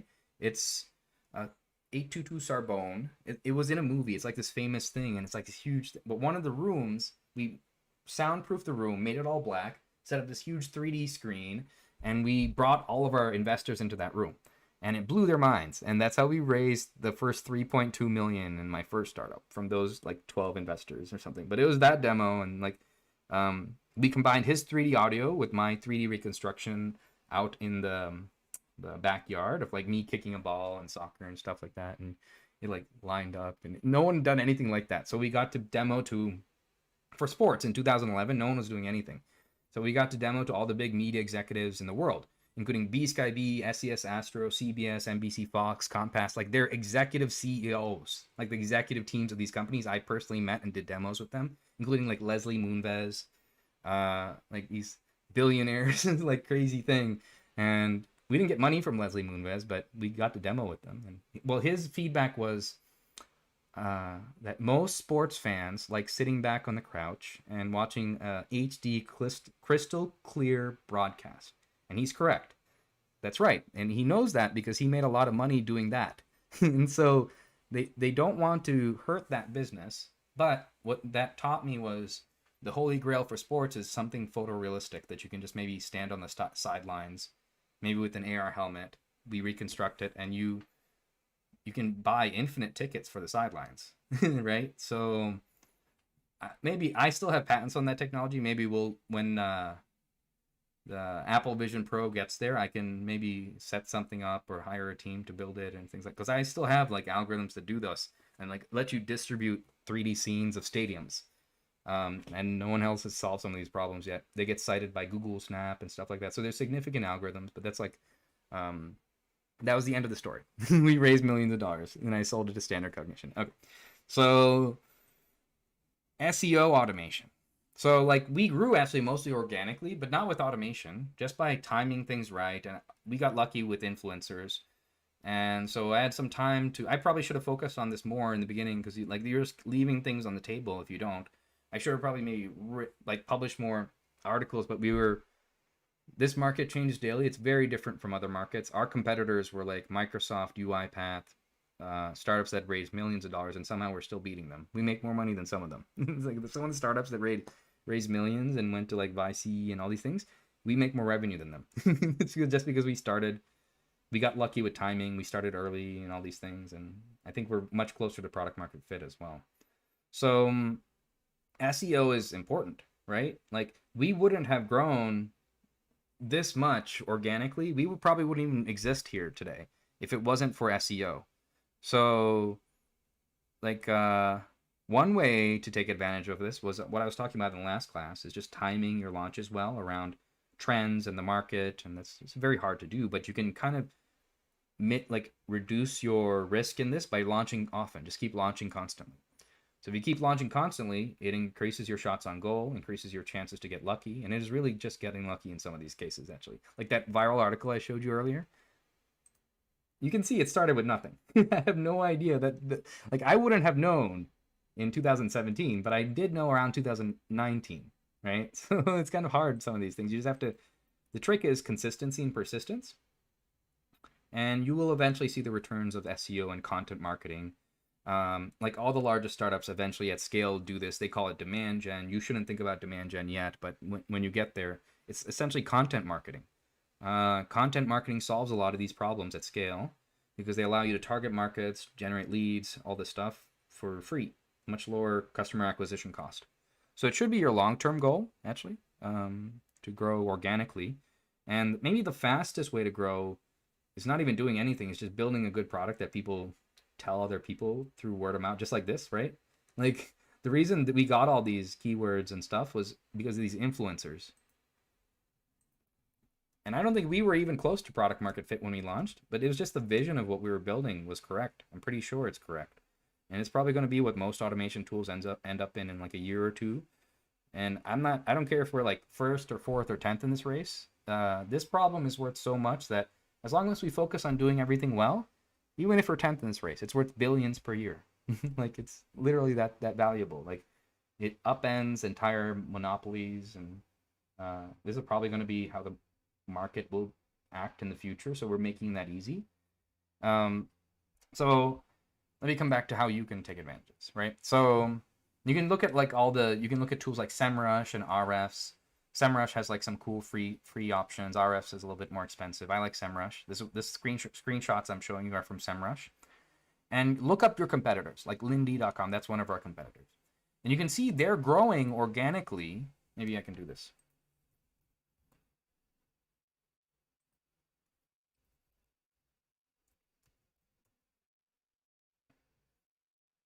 You can see all the articles they use to grow organically, like all the traffic that they get mostly down here. Most markets have this. Like it's very rare that a market is so new. Oh, here's some things. Let's see, backlinks. Let's check this. USB the fourth. Okay, cool. So some of these are articles. Here's an article. Oh, I have to log into my account. It's logged into my laptop. Okay.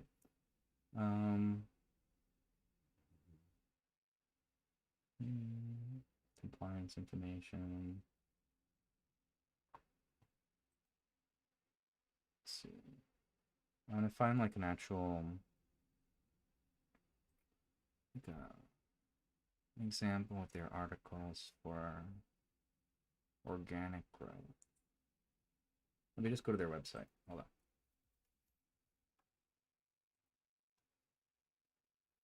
Okay, their blog. There we go. Okay, so let's see. What's a good example? There we go. Physician burnout. So you can see like they've figured out that their niche or their target market, like their ICP, their ideal customer profile, it's physicians. That's one of their target markets. They're helping doctors. Mostly the big use case in medical is notes, doctor notes. Doctors have to write a lot of things after your meeting, after your scheduled checkup and all that stuff. Most of the work is after. They have to like write all these codes for health insurance, and if they get that wrong, that costs thousands of dollars and whatever, and probably billions of dollars get lost in these mistakes. But this is a huge problem. This is all basically, like I mentioned in the last class, distilling insight and filling out a form, but very specific niche use cases of this. So they just wrote these articles, and you can see that this, you can go look on SEMrush, and you can see that these articles rank on those Google searches. So over a long tail of search results, they're just now constantly getting traffic. That's just basically the premise behind this. We also do this, but not as much because we grew. We had to finish building technology, and so we're going another direction where. So in order for us to build a defensive moat, we need something called network effects. So very soon, our users will be driving most of this organic traffic for us. And we've designed it in such a way to make that much easier. And so you don't need to worry about that, I guess, but that's just our problem. So we're not doing that bad, so it's okay. We could always be doing better. So once you figure out like what your target market is, we've built an SEO agent that will be adding to one of these core.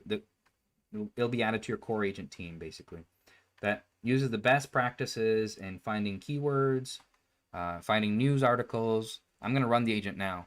Finding news articles that are relevant to your brand, and then generating a blog post daily for you. It hooks up to WordPress right now, but you can change it. You can edit it to do anything, because all these agents you have access to, like the marketing agent, the TikTok agent, you can edit what it does. You can repurpose it to like Twitter or YouTube, and that's what we're gonna do. And so this SEO agent, you can have it like choose a different news site and things like that. Okay, so I'm gonna run this agent. Let's go back here. Oh, I gotta open my desktop editor again. And this doesn't make sense to you. This is my developer version, so you don't have to know what this means, but I'm more comfortable in this version, but it'll work the same way in your desktop version, basically, as long as you downloaded the latest update today. And I shipped this SEO agent with the latest update today, so you guys can test this out. Essentially, this allows you to, just like what we were doing before, every morning at 10 a.m., there's going to be a sales agent, there's going to be a marketing agent, there's going to be an SEO agent. We've set up a queue system so they don't all run at the same time, unless you force it to, like I just did. If you schedule them, they'll queue one after the other. You can try this. Try running like multiple TikTok agents. You'll see them run constantly one after the other. So every morning, we just get this constant boost. So, okay, let me run the agent. SEO.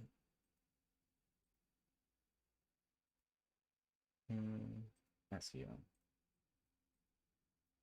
Oh, actually, maybe I can build this agent. Do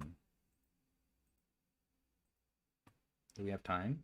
No, we're kind of. It's okay. I didn't do like an interactive thing today. So these last two things are mostly just talking. So I'll do something interactive today. I'll show you guys how to build this one. This one's a little bit simple. I don't want to like confuse people who are non-technical too quickly. So these first 2 days were all pre-built agents. They're all simple forms. You don't have to learn anything. You just have to follow exactly, just copy everything that I do, and just follow my best practices in coming up with an idea. But you don't even have to. You can just pick our TikTok agent. Like we have customers who just pick some of our agents and resell those, and they make a lot of money. And so it's not that you can't do that, but I explained that it's going to be harder because you have to compete with everyone else who has that similar solutions and stuff like that. So okay, we can build this one. This is kind of cool. Let's do this real quick. Okay. Go to Google News. So you don't need to build this agent. I'm just teaching you how to do this. This agent will be added. Like today, I introduced you to your new marketing agent here. This is your sales agents. This is your phone agents. Maybe I'll run this phone agent at the end just to show you how it works. Most of our customers use email. But if you're interested in phone, I can show you that too. And then there'll be another 3 agents here next week added to your core agent team. So we'll introduce you to your SEO agent next week. But this is basically what it does underneath. Let's go to Google News. Let's search maybe like AI automation. And don't worry about building this yourself. I'm not teaching you how to build this. I'm just going to show you, like, I'm not teaching you how to install and set up everything. I'm just going to show you this real quickly. Next class, I'll focus more on how to build things. There's a lot of stuff you can learn here and what we can do, because the solution space of automation, this is just a consequence of the solution space of automation is just huge. So we had to, in order to solve this problem, we had to do a lot of things. That doesn't mean you have to learn everything we do. What I would do is I would focus on your most valuable problems and then ask us, and we will guide you, just like these meetings, we will guide you. We personally onboard all subscribers to investigate custom use cases, just to religiously make sure they don't get lost, because there's a lot of things you can do here. And so we kind of know the best practices, like in these 2 classes and things like that. So you could waste years going in the wrong direction. So it's best to ask us, actually. That's usually best. Okay, so I'm going to double click the start node. And my point is I'm going to maybe skip over some things in this call, but next call we'll focus more on building. So the start node is optional when you're prototyping automations, but it's useful when you're scheduling them and building something robust to be repeatable. You want the start node to be the same, so the agency is the same thing every time. And the start node can be any program on your computer. And right now it's Chrome, but it can be like Excel or like a folder or a file. If you put a file name here, it'll open that file. In this case, I'm just going to have it open this website. And this is our no-code editor on the desktop version. On the left-hand side, we have 26 no-code buttons. On the right-hand side, we have a quick launch menu. And then this will just show us some of the outputs of the agent. So to run this, I'm going to hit Control-R real quick, or Command-R on Mac. And it's going to open the website that we just put in. And cool. Congratulations, you're an AI automation agency. And then next, I'm using a Magic Scraper node. So I'm just going to get, let's see.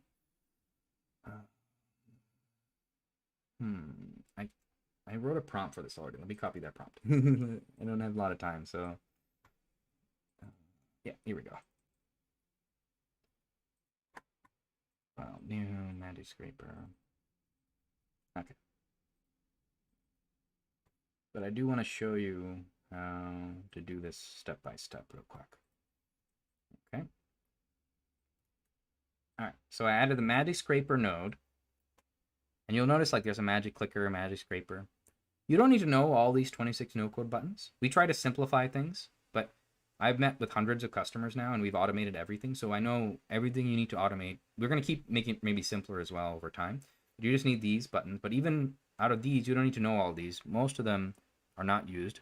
There's 4 of them that's used in almost every automation, so I would practice those. So the 4 that are used in almost every automation is Magic Clicker, Magic Scraper, Open Program, and then GPT-4. And you'll kind of understand why, but it tends to be that most automations are filling out forms, scraping data, or pulling in APIs, or some combination of those. So if you practice this, you'll notice that you can automate anything. And there are some patterns that are very common on the internet that I'll also focus on. For example, a search page and a product page, or a search page and a profile page. Every internet website seems to have that, like Facebook, Google, eBay, Amazon, AppSumo, CheatLayer. They all have this, like even esoteric website, they all have this pattern. And if they don't, it's usually like a single page app or something. So if you learn this pattern and these 4 buttons, you can automate most of the internet. It's kind of useful. And you'll realize through following this tutorial, I'm not going to spend too much time on the editor today, just like a quick example, that everything that I'm going to show you in building these agents is English. There's no code involved. There's no code selectors. It's all really English targets, and just kind of explaining everything in English, like you're teaching an employee to do it. So this is a target in English. And that's why we call it the Magic Scraper, one of the reasons. So the Magic Scraper can scrape anything on the screen using English targets. You can say things like scrape the names of the articles, scrape the name of the website, or you can add things like logical reasoning. You can say like, if there are any funny articles, scrape those. Or if there are any articles that mention CheatLayer, scrape those. Or you can even completely morph the output. You can say, if there are any articles that mention CheatLayer, say only yes. Or summarize this article in the style of Klingon, or something like that. Or like some crazy things. So try it, it's fun. So this is a simple example. I'm just going to run this so you can see what it does. Should open up Google News and then summarize it, and then you'll see the result in like the top right-hand corner. Okay. So now it's summarize the article in top right-hand corner. We'll open the editor, and I'll just show you here. You can see that it's summarized these articles, generated some stuff here. Cool. All right. So now let's take this result and let's morph it. So now I'm going to, let me open up WordPress and let's type up some kind of something into WordPress. Let's go to WordPress or whatever blog thing that you use. This works with anything. You can automate any program on your desktop. And then the wrong website. Hold on. I think I already set up. Okay, there we go. Okay. Go to where you post things and click add a new post. And the reason I did that is this is just like a general design practice when you're building agents. Try to go to the end of the agent. Try to go to the hardest part, the riskiest assumption. If you're thinking about learning how to build agents and stuff, this is a good design practice. And the reason is a lot of people automate the easy parts like navigation and opening the website, and they think that's what they should do to figure out if this works.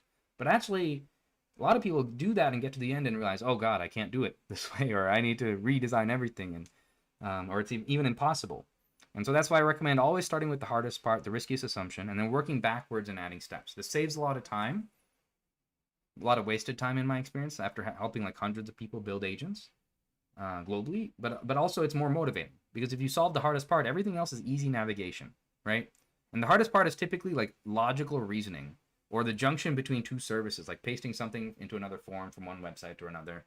And like if you prove that first, then everything else is kind of gravy. You're willing to go through that and stuff. Okay, so that's what we're kind of doing now. We're going to the end by clicking the post button. And the other reason you do this is you don't need to automate everything. Like some websites, you can see this URL, it says post. Some websites are what we call URL encoded.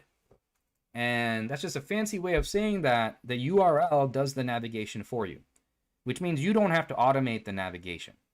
Search results, like Amazon, Google search, are always do this. It's usually always done this way. So like dogs, you'll see in the search results, you see it says dogs. And then if you just take this and paste it in, that's not a good example. Okay, you can change this to say cats, and then it changes to cats. See? Okay, so I didn't need to do the navigation part. I just changed the URL, right? So that saves steps in automation. Good design practice. You don't have to do it. It'll just save you some time. So let's use the open program node. That's one of the other more important nodes. And then let's get back to this WordPress.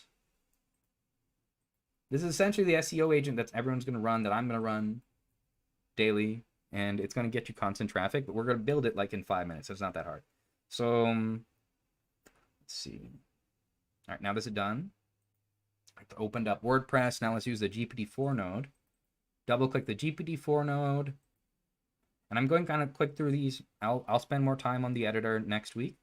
But this is just really quick just to like show you how this stuff works. So in the GPT-4 node, we have this option to add previous outputs into the GPT-4 process. So like the Magic Scraper output from the previous step, that's also available here. So then maybe what I can say is add more details, helpful details, this blog post, and add a title to the first line. Add a new line after the title to the blog post.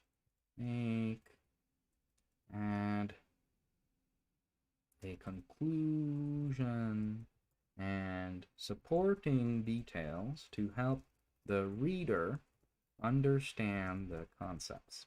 Okay, something like that. And then you can iterate this, A/B test this, obviously, and stuff like that. But that should be enough.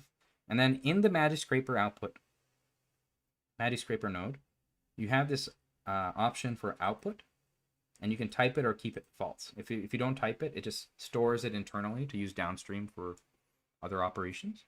But you can see all this is still English. These are just drop downs in English and things like that. So, all right, we're gonna run this. Oh, my bad. Sorry. We should add a delay. I forgot. I'll just let it run, but we should add a delay. Maybe I'll stop it. Hold on. Oh, I don't want to rerun it. Okay, yeah, that's why we add a delay. Because it takes a second. Hey, hey, hey. Sorry, my dog has allergies.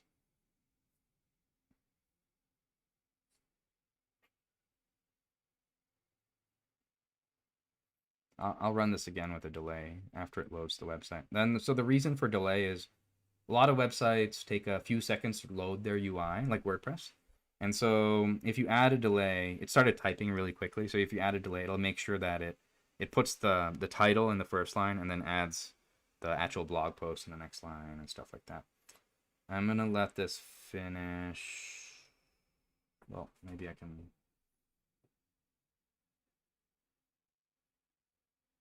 Yeah, maybe I can rebuild it really quickly. That's not bad. It's gonna take longer to wait, I think. Oh my god. Okay.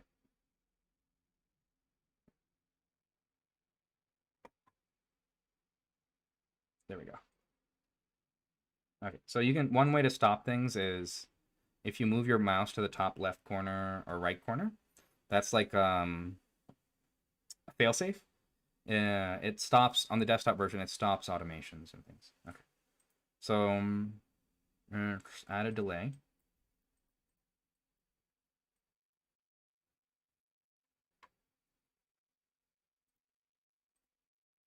Because WordPress takes like 5 seconds to load. Let's maybe take 10 seconds. All right, let's run this again.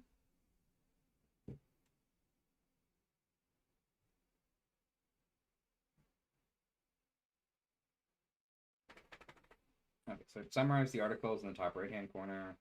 Now it's opening WordPress. And see, now we're going to add a delay. Because see how it takes like a few seconds to load? Okay. 5 seconds cutting it short. 10, I think, okay.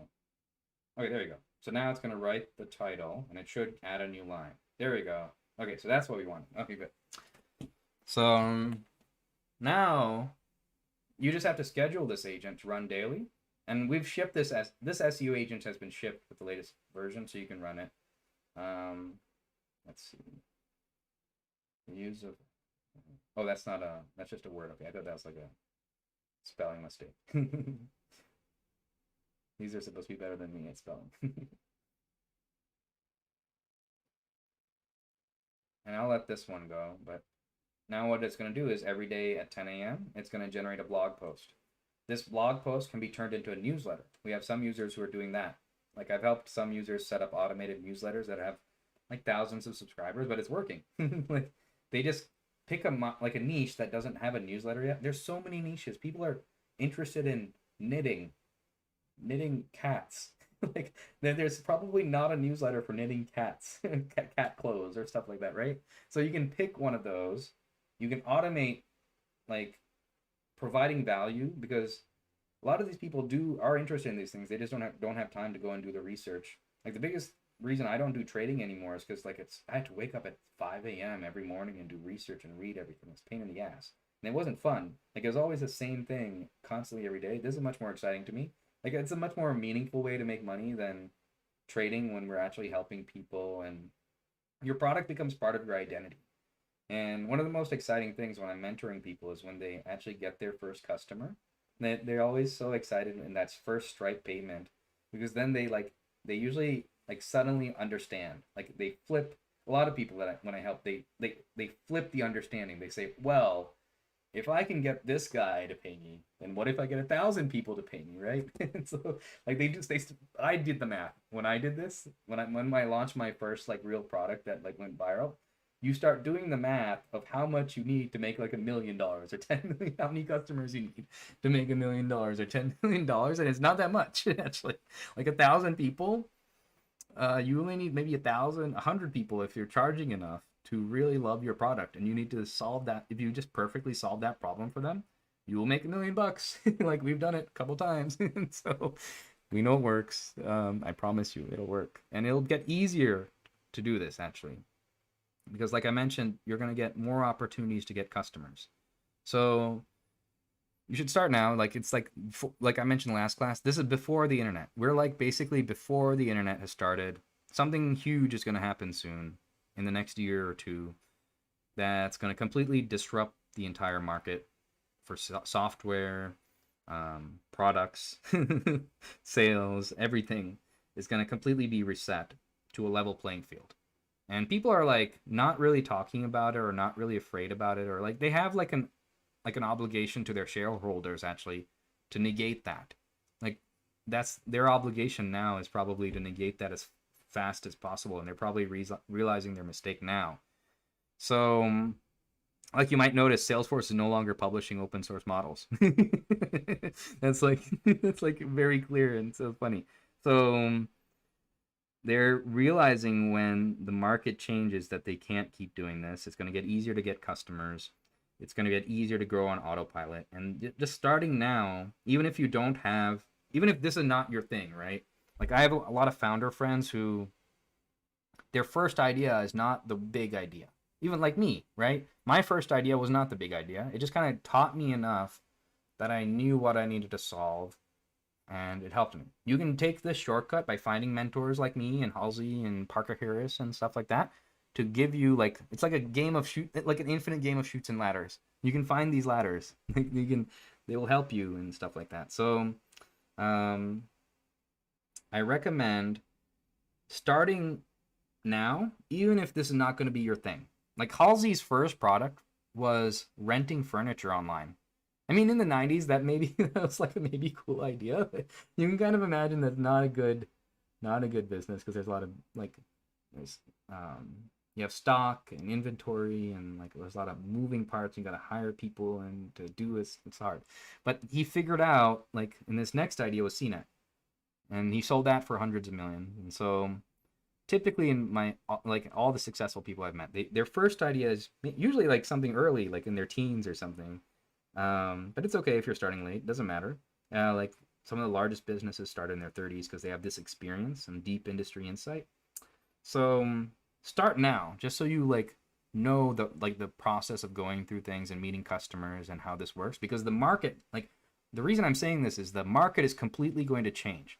So if you have all these skills now, like get customers, even if your first product isn't the thing, those customers, if you just focus on providing them value and like genuinely helping them, even if you go to your next product, they will follow you. That's what happened with my products. Customers followed me from my first product to my second and third. And many of the cheat layer users used that first automation product. Like I showed it to them first. So you'll start to grow this audience and personal relationships with customers that if you meaningfully help them genuinely, they will follow you to your next products, because like not many people do that. Not many people like genuinely help people. That's very rare. And so you just focus on like helping people. That's the rule. Like it's kind of like simple, but it's kind of like it works. And like all these agents, right? They're providing value. Like the thesis behind the social agent, the sales agent that I talked about today, right? In each one of those slides, I mentioned you're providing value. The social agent's providing like actual value. This email agent, the copywriting is like providing like something of actual value. These blogs, like I asked it to explain it to the people so the reader understands it. So it's not just regurgitating stuff. We'll probably do like repurposing, but we're going to try and incorporate like adding value somehow, because that's how you get these compounding effects on the internet. Historically, basically, you just provide value and you're persistent, and then you'll get these compounding effects of like growing your audience. And what that means is no matter what product you sell in the future, like maybe your next idea is something completely unrelated to this, but it's maybe the best idea you'll ever have, you'll have customers who will listen to you, and like you'll have this distribution problem solved, and you'll be able to like very quickly iterate and A/B test and validate ideas. Like the cold start problem is really hard. Like starting from nothing is really hard, but if you start, the unintuitive thing is that you'll get a following. You'll grow like customers who will follow you to the next idea. Okay, so this agent, this SEO agent that I just built, we have a more sophisticated version of this that like goes into each article and like does things like that. But this will be on your dashboard next week when Google publishes the next extension update. Excuse me. We're still waiting for them to publish the last update. So like I mentioned in the beginning of the class, some of the things in the last class, most things should work. Some of the small little editing things in the menu don't work until you get this extension update. The next extension update is necessary for me to release the SEO agent and the monitor agent, and we're also adding the ads agent as well. So Google Ads, let me see. Oh, I closed it. Okay, maybe I'll show it to you tomorrow. We're kind of getting, this isn't our longest class yet. So, okay, so let's get back here.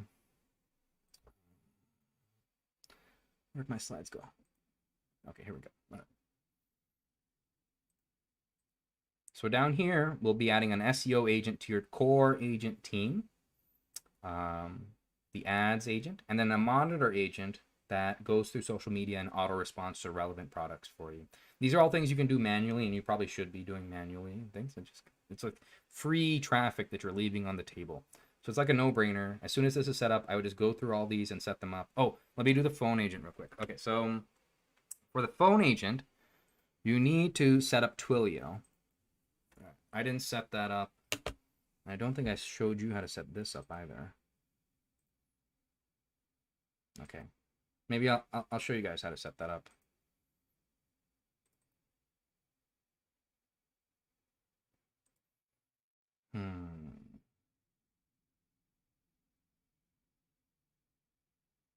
Okay, let's set up Twilio.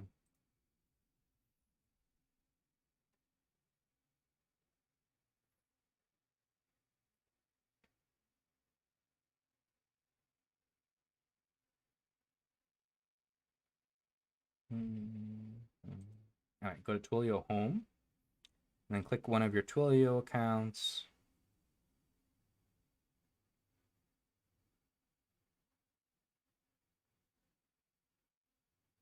And then scroll down, and then, okay, copy these three things in. So account SID, auth token, and phone number. Copy these into these settings and click save. And then you don't need to install anything for this. So you don't need the extension on the desktop version. This will work even if you're on a phone. Just set up your Twilio auth ID, your key, and your phone number. And then click save. And you can come back here and you can call this phone number. So I'm going to call this phone number. Let's go speakers. Hello, how can I help you? I'm a real estate agent. How could you help me?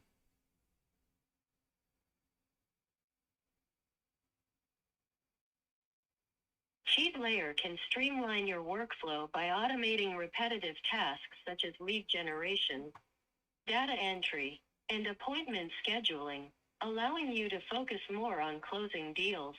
Our AI-driven tools can also help you analyze market trends and tailor your marketing strategy for better engagement with potential clients.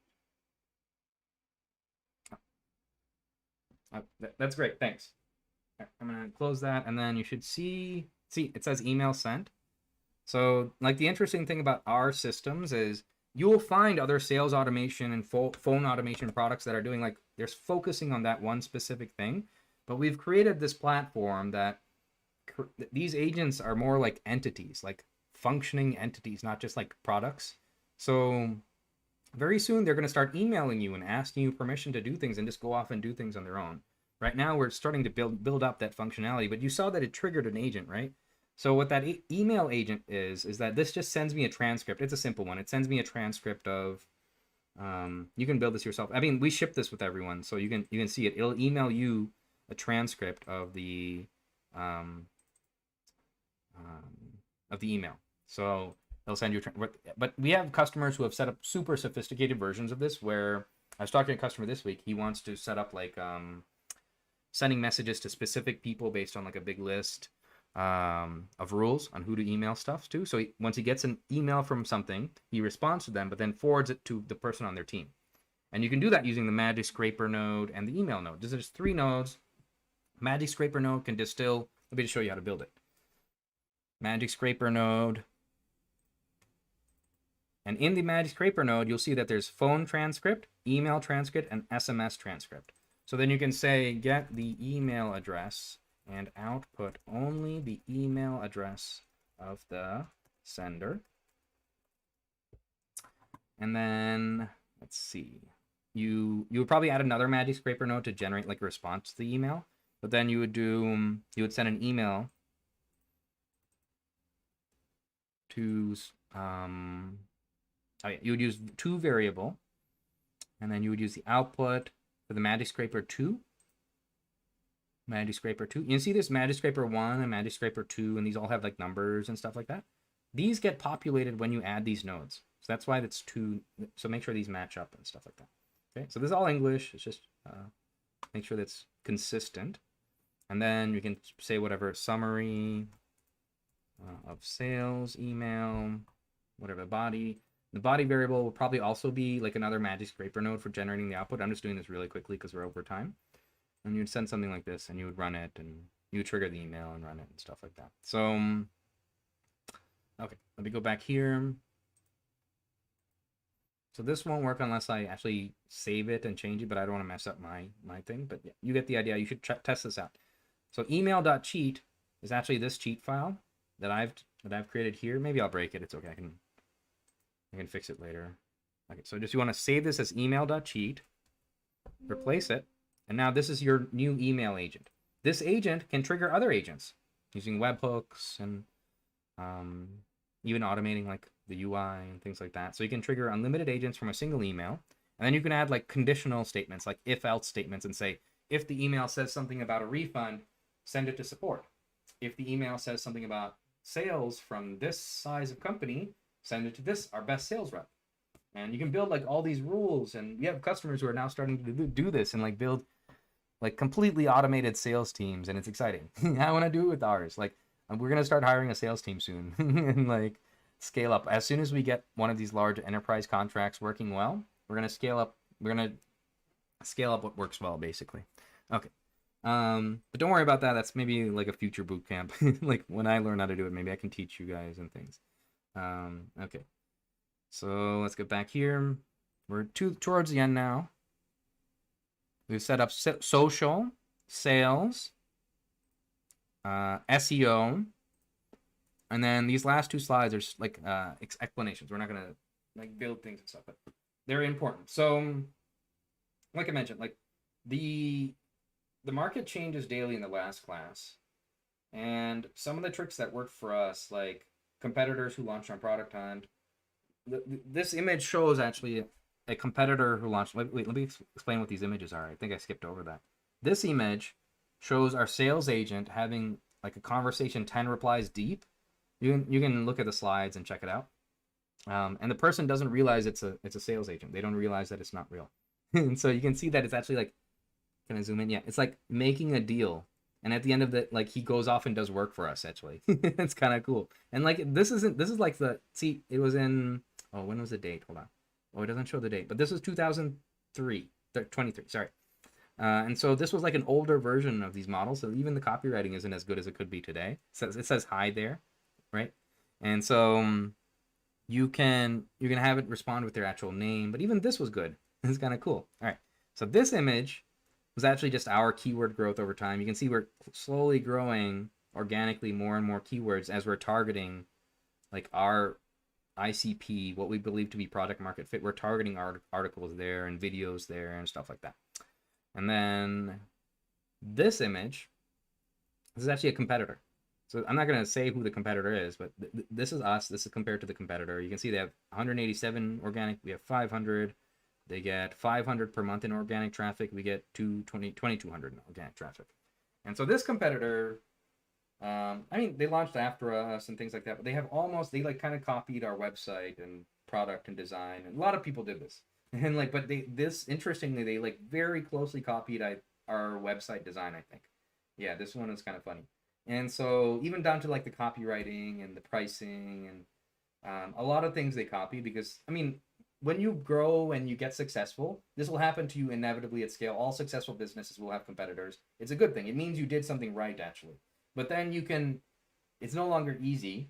So if you build a new startup and you follow all my frameworks and suggestions and like find something that's urgent and doesn't have a solution on Google, when you start, you won't have any competitors. It'll be easy. Just like when we started CheatLayer, no one else was doing GPT-3 powered automation for a year before ChatGPT was. We were the only ones. But as soon as people realize you're onto something, as soon as people see you're making money, they will copy it. It's just like inevitable. So it'll happen, but it just means you're doing good. It's a good thing. So you're going in the right direction. It means a market exists at least. enough to have two companies.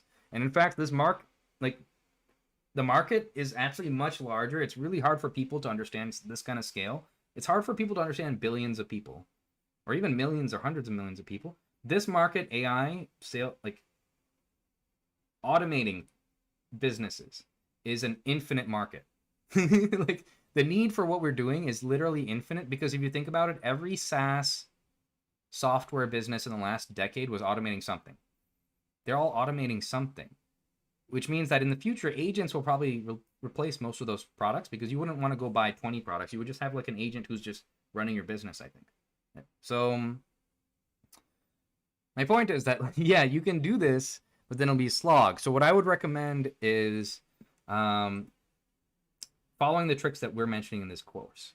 So like I mentioned, don't try to launch on Product Hunt just to get to number one. Try to like be meaningful and mindful of what your target market is. Go search Google and see if nothing else is there. See if it's not saturated. Otherwise, this will happen to you. People will search the other solutions and realize, oh, well, maybe I should go try that now. And so you'll actually they probably even drove traffic to us, I think. So be mindful of what your target market is. Spend some time finding like that prioritized list of problems. Spend some time finding which one is actually going to make you the most money by testing them objectively. And then once you get that set up, so what currently works, Product Hunt doesn't work. What works for us now is content, newsletters, sponsoring certain websites like futuretools.io, especially in automation. So futuretools.io, we spent like $1,000 a month. We got like crazy 10x ROI, and we had that for several months. But now it's so popular that other people found it, so I can't get on it anymore. I would totally do it in a second. So that's one of those like gems. And the reason it worked is because they did some of the hard work of finding people in our target market for us, so they reduced our costs. But sponsoring newsletters work. Websites like this, specific websites in your market works. And then running these agents, these like marketing and sales agents that replicate what's happening in TikTok. So all these viral styles, you can just copy them, and TikTok will put you right after the next one. So we're automating these processes. You can see, like, we're automating newsletters, getting blogs, like the whole remarketing thing is just blogs, basically. If you can think about it, like a saturated market, the way you solve a saturated market is putting yourself top of mind on these customers. So even if you have one of these products that has like a lot of competitors, you can take advantage of remarketing, basically with ads and publishing content constantly, so that your customers see, even if they see that there's like a lot of products, the last product they see will be yours, and then the next time they have a problem, you will be top of mind. So you can still solve this problem, but these are just some of these. This is why we're growing, actually. So we spend a lot of money on ads now. We have like certain organic content strategies that are working for us. And we're distilling all this into agents so that you can actually exploit these tricks. But for now, until they're agents, I just want to like explain at a high level so that you can think about this when you're designing these agents and explaining to them like employees how to focus on things. The other big one is Google Ads. So we have a Google Ads agent that surprisingly did well. And we had like a Google rep who looked at it, and he said that this is better than their tools. And basically the premise behind it is it finds new relevant keywords. So that are very new, that maybe Google doesn't even see yet for some reason.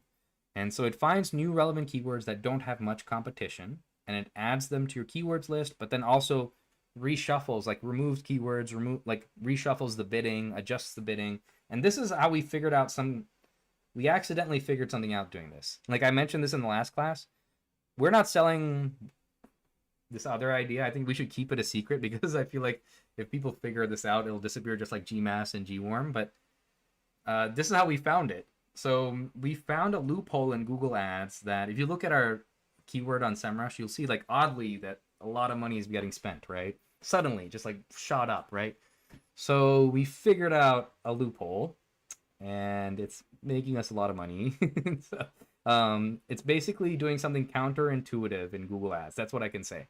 So it's doing something counterintuitive that normally you wouldn't do, that people will tell you not to do, that you'll lose money, but it works. And the only reason we tried it is because this agent like randomly did it one day, and I was like, wait a minute, why is that working? so, so, so this agent, you will get access to this agent. We're releasing a Google's Ads agent that monitors your keywords and bidding. And we were getting on some days, and like if you zoom in on some of these, it was like 18x ROI. And it's not even recording all the conversions. We're getting like twice or 3 times as many conversions of this, so it's actually much higher than this, and it's working. So this is one of the tricks that's working. We run ads constantly. We make a lot of money. This is so conversion value over cost is the ROI. So this is how much we calculate this based on the LTV of the customer, which constantly goes up. So even this isn't correct. This is just like an estimate that was correct maybe a few months ago. It goes up every month because we have 600 and something monthly subscribers and growing. And so every month they pay, the lifetime value of the customer goes up by $20 to $200. On average, it's like 90. And so this number should be, it's probably much higher than it is, but it's kind of exciting. And so what happens is we're taking our agents and we're pushing the data into Google's AI, and they're kind of like working off each other. It's kind of interesting in a better way than even Google's rep could not help us. You can see like we switched to Google's reps here, like in this period of 2 weeks. You can see we switched to, after they saw what we were doing. I was like, hey, maybe you could help us. Nope. They completely destroyed our account. And then we switched back and you see it started working again. So now we don't use the Google recommendations. We use our agent. So it's really exciting. It's not available yet. I wanted to make sure that it was like reliably tested and things like that. But it's available in the next extension update. We almost had it up. We almost had it live for this extension, this class, but Google hasn't published necessary things we need for both the SEO and the ads agent. Okay, so that should be everything. We're now, this is like almost 3 hours. Okay, let's end the class soon. And so, okay, let's just make sure I covered everything so I don't forget everything. Okay, we did a recap, share with friends, post to Reddit. Remember to post to Reddit. Remember to save your ideogram images for now. The next update will fix that. We ran our TikTok agent that gets you like 200 to 700 views to any brand on autopilot. We did our sales automation, SEO automation. All users have that. It's now shipped with the latest desktop version on Windows, not Mac. Mac users, you have to wait till later today. Okay, that I forgot to mention that. Okay, cool. And then, all right, Google Ads. All right. Now let's talk about the next class. Okay, so next week, some exciting things are happening. Like a lot of exciting things are happening all at once. I don't want to. So, okay, one big exciting thing might happen that I won't talk about until it happens. And that'll probably change the trajectory of our company, and that'll be all exciting and things like that. And then we're releasing what we believe to be product market fit. That's maybe even also more exciting. So the ability to upload a Loom video or any screen recording video, and it generates the same agent, just like we do with our Action Recorder and Project Atlas and things like that. It generates that agent and Open Agent Cloud, which means that you don't have to install anything locally. That's why I didn't spend much time on the editor today, because a lot of users have trouble installing things. You don't have to do that. So you can soon just upload a Loom video, it generates the agent, you click another button, and runs it on our cloud Linux servers. And you might have to log into websites to do authentication and stuff like that, but this seems to be like the ideal design that we need. And we will, next class, we will actually teach you how to build these agents using the no-code editor, Project Atlas, and this upload feature. So you might not need to go through all the process of actually doing each step like I did today. You might be able to just use Project Atlas or a video to generate most of it and maybe like edit some small things and stuff like that. So that's what the next class, we'll be working on that next class. By next class, the homework for the next class is to generate a professional looking landing page. So a lot of landing pages had really good copywriting and problems. Like I was really impressed with some of the problems people were solving because they were really urgent and frequent and things like that. You guys really listened to that, I think. But what I would focus on is try to do everything well. Like landing pages is not that hard. You can spend like maybe an hour and get 10% better or 20% better. And most people don't do that. So if you can just do 10 or 20% better, you will get like the algorithms will give you most of the traffic just because they're very objective about this. So if you can just do 1 to 10% better, you'll get more of the traffic. we'll send it out to our email list to help you validate these ideas. We have a 40K email list that are interested in automation tools and lifetime deals of automation tools. And so if you provide a pre-sale, think about pricing. If you provide a pre-sale, then you can strongly validate your ideas. We'll help you with that part. Okay. And then bonus, if you can do this before the next class. So normally when you're looking for customers, you should recruit the first customers. The first 10 customers, you should actually manually go recruit them. Because the premise is that you're looking for ideas, like you're trying to find these ideas from people who actually urgently have them in your life. And so that you should be able to go to those people first. That should be your first customer, actually. And if it's not, maybe it's not a good idea. Maybe you should pick another one. And if they don't want it for some reason, maybe ask them. Don't throw it away. Maybe see if you can get something out of it. But you want to recruit your first 10 customers manually, because the idea is that this is an MVP. And they should be desperate enough that they're willing to work with this MVP. The problem should be, you should pick a problem that's like urgent enough that people won't mind working with your MVP, your early version, just solving a simple version of it and working off that. This will just help you. This is how like most successful startups have started, through this kind of process of focusing on a specific niche, building an MVP that just solves that, but do everything well. And what I mean by that is this landing page, you can make it look really professional with just like ideogram images, professional copywriting, like make everything look clean, like make it look like our website. Basically, we grow constantly 10 to 20 subscribers a day. So if you can just kind of like make it look as clean as this, then that's all you need. Or you can see other examples. People are better at me than designing websites, but you'll see that most websites kind of look like this, right? They have this like similar, not very different from this similar framework of like features, social proof, reviews, and signups, and that's it. Right, so you can kind of get there. That's not a lot. That's not really that hard, especially with live mode. Just by asking it to build what you want, make sure it's something that you would pay for. Actually, like see if you would buy this product yourself. And it like once you're confident with that, submit it to our Reddit. This is all homework for next week. Submit your landing page to our Reddit, and we'll help you actually build and launch your product next week. We might add another class. I'm still thinking about this. If we have, like, we're already on 3 hours now, so I'm struggling to get this down into 1 hour. So if we publish, a lot of things are happening next week. OpenAgent Cloud, uploading the stuff. If we have more material than I can fit into a class, I might add a class 4 on Sunday. I'll just see if I can get it done on Saturday. We want to get it done as soon as possible, actually, because we're helping people who are kind of struggling. But yeah, I mean, one day I think it might be okay. Okay, and then the last thing, last thing is like a story. Okay, so automation, like, is actually like having superpowers.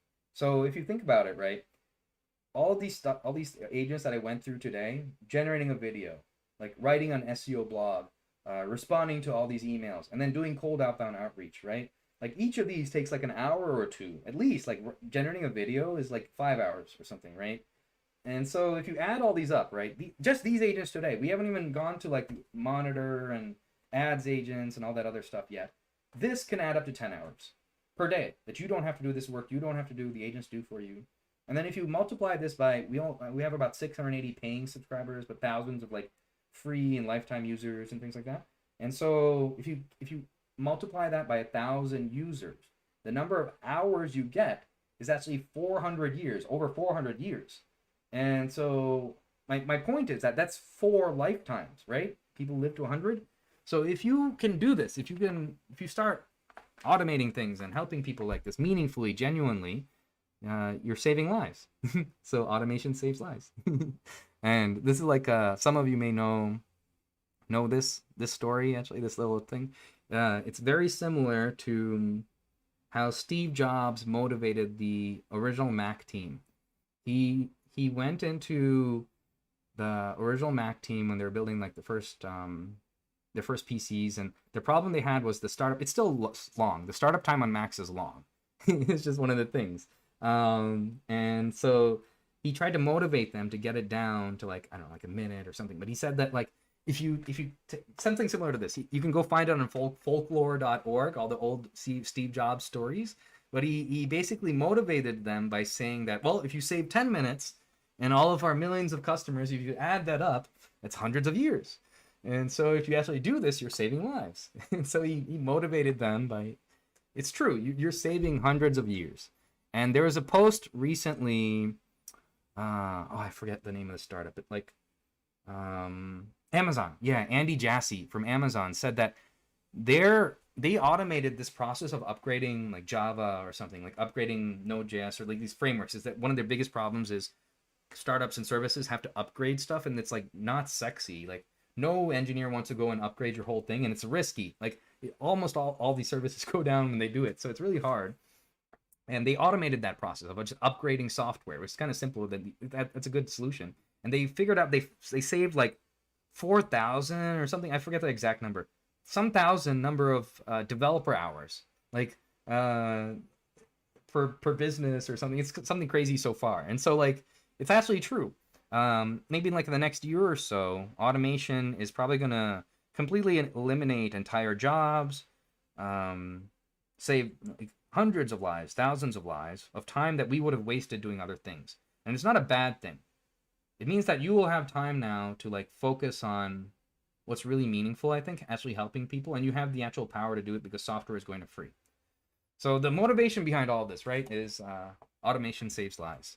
So okay, I'll see you guys next week. It was a good class. Let's see.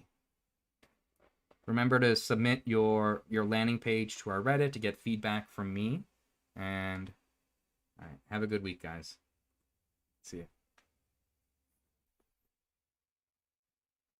Oh, I'm weird. Hold on. Let me answer some questions. I keep forgetting this. Okay, let's go back and answer some questions. Let's see. Can I edit, scrape posts, and personalize and CTA and then post on social media? Yes. You can scrape a post, and then you can, just like how I did in the SEO example today, you can scrape content and morph it using the magic scraper node. And then there's only a few questions, so I'll go in real quickly. There's some AI voice calling, imitating the voice. Can we use it with the phone agent? Yeah. So now we don't allow you to change the outbound voice, but just because I wanted to get the latency and technology working well first, but OpenAI is going to soon allow us to take video and audio inputs. Oh, I got to get my dog water. Okay, I got to go soon.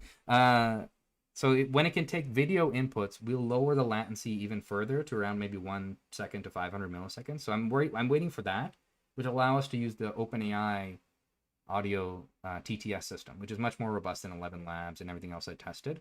So I was hoping they would have done it by now, actually. I'm just kind of waiting for them to release that input. And then, so we'll allow that soon.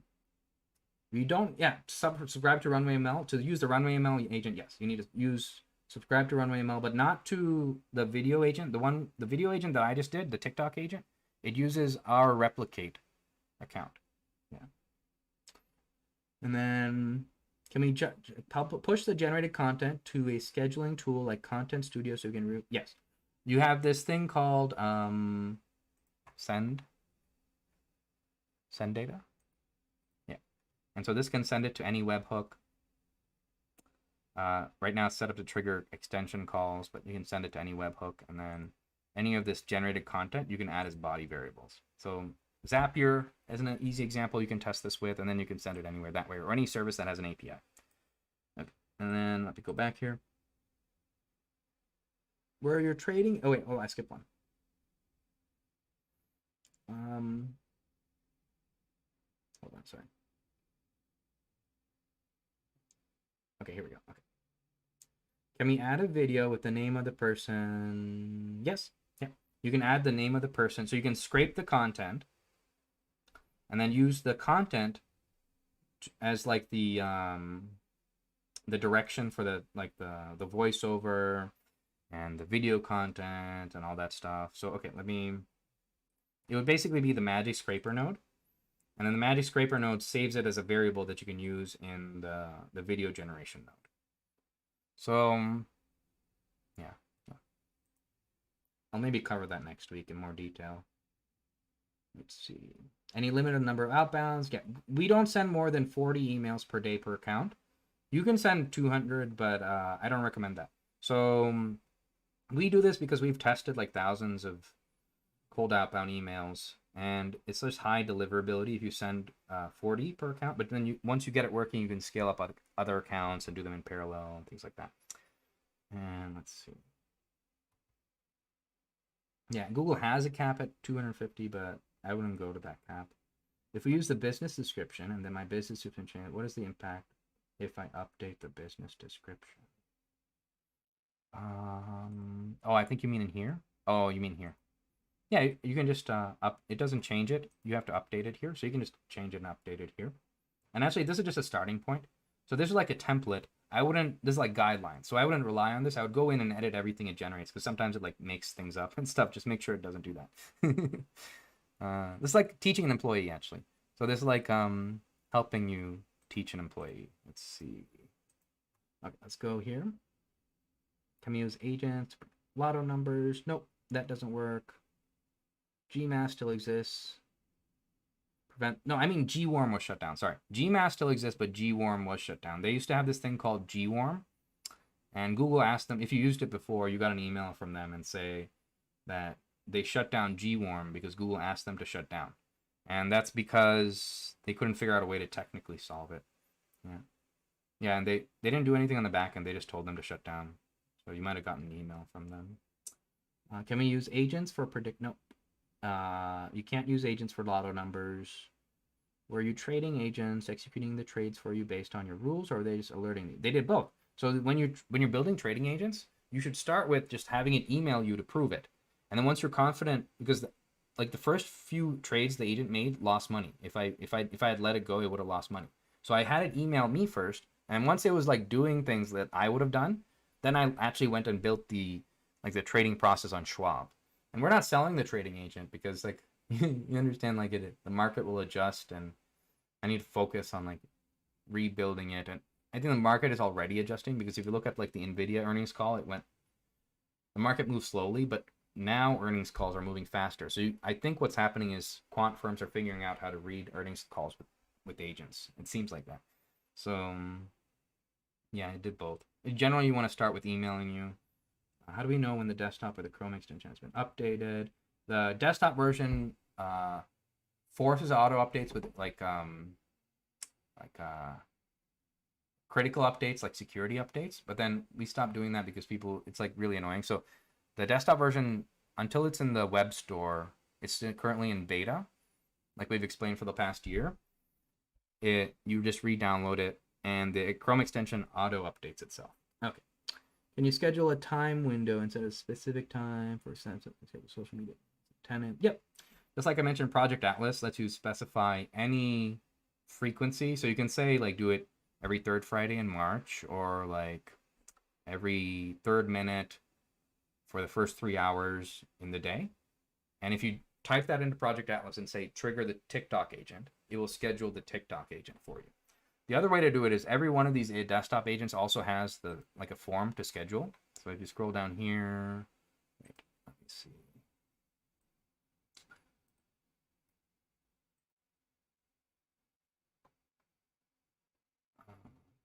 Oh, I reinstalled my extension. I gotta reopen this and stuff. Yeah, I'll do that.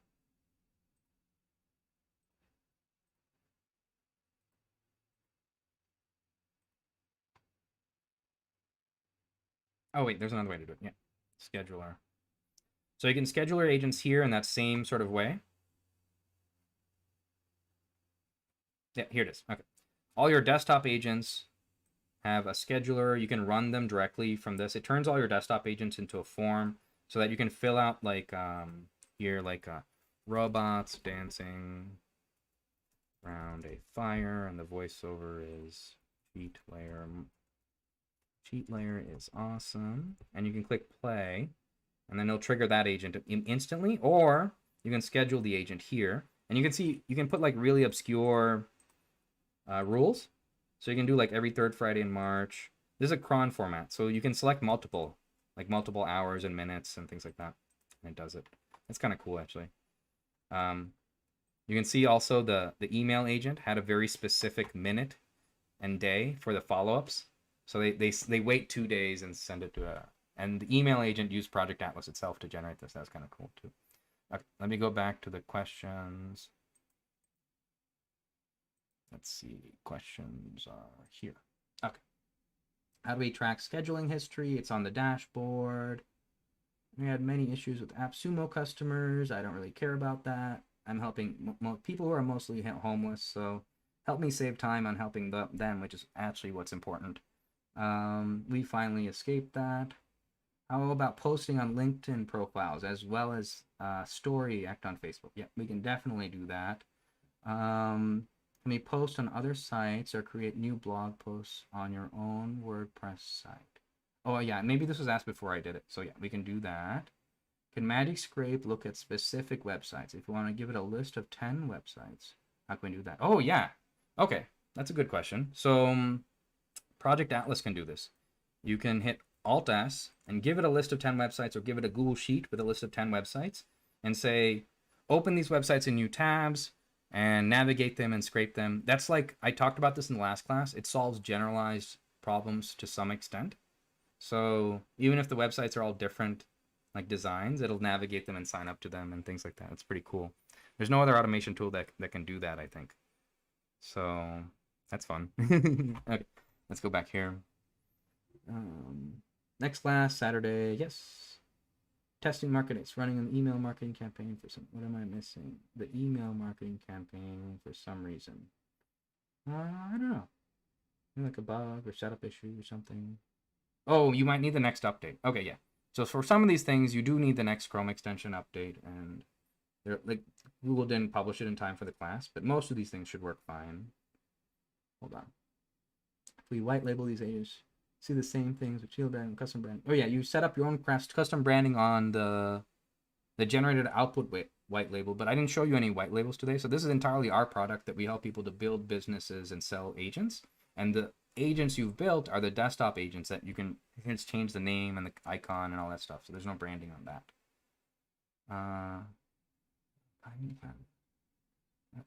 Okay, yeah. Can you also scrape based on a zip code, state, or country? Yeah, but I don't think I understand what specific use case. Oh, maybe for sales agents.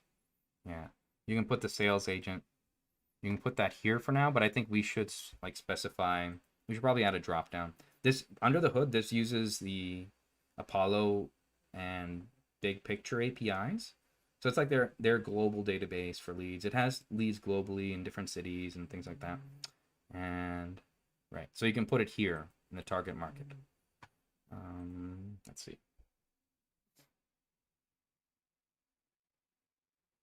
Let's see. Yeah, I don't really care. We're making so much money, we don't care about AppSumo. We escaped that. Can't wait for the next class. All right, cool. Thank you. Can we send voice messages only using the phone agent? No. So we can't do outbound. Well, you can set it up. So Project Atlas knows all your API keys. You can set it up and you can send things, but we don't focus on outbound phone sales yet because in the US it's illegal, or they made it illegal recently, unless you have like their number and things like that. So, all right, let's see. Maybe in the future when the laws change, we'll add like outbound agents. Oh, LinkedIn profile. Sorry. How about posting LinkedIn profiles? Yep, same way as the blog. Essentially the same. They're kind of the same pattern, basically. Like if you learn this pattern or any one of these, you should be able to build all the other ones actually. Like all automation agents tend to be filling out forms or scraping data or using APIs. And I showed you examples of those today. So it's mostly now practice. Because you'll see that this is easier than other tools. It's just a different way of doing things. That's why I have to teach people. But you'll see other tools have code selectors in all these steps. All these steps were English here. No other tool has something like the Magic Scraper. We do some things that are impossible in other tools, but it's all English here. So it's just a new way of doing things, and very soon you won't even have to like build these step by step. You'll upload a video. That's also another thing. We're the only startup on the planet that does. Let's see. Is Google Ad Agent? Nope, it's not available. We need the next Chrome extension update for the ads agent. Please, more classes. That's great. Which Python version do you need to write in Street Layer? You don't need Python, but in the desktop version, if you run things like the TikTok agent, for example, you can optionally add Python for Project Atlas to generate custom agents. So what I mean by that, to run everything today, you don't need to install Python. Like, it'll install it for you, actually. It ships with Python. But if you install Python 10 locally, then you have this ability for Project Atlas. Like, how we built that TikTok agent is we didn't write any of the code for the voiceover and all that stuff. We created a prompt and asked it to take this video, add a voiceover and text and all the style and stuff, and it generated the Python code. In order to generate that Python code, it had some libraries that it needed to install, and for security reasons, we don't allow that unless you set that up. So to set that up, it's in our documentation. So if you go to our documentation, it kind of explains this. On the Windows setup instructions, docs, sorry. But basically, Python 3.10. Not 11, not the latest version, because the latest, like some libraries don't update to the latest version, so it breaks them. So typically we're like 1 or 2 behind the latest version. And most people do that as well. Most software developers don't update immediately to the latest version because it breaks a lot of libraries. Yeah, Python 3.10. And you can get that from the Windows Store. Okay, let's see. Web development tool primarily. Nope, not web development tool primarily. It helps you automate your entire business in natural language. You can learn that from our landing page. That's what CheatLayer is. And on our dashboard, you'll see there's a core team of agents that automate any business. Nothing to do with landing pages. And then let's see.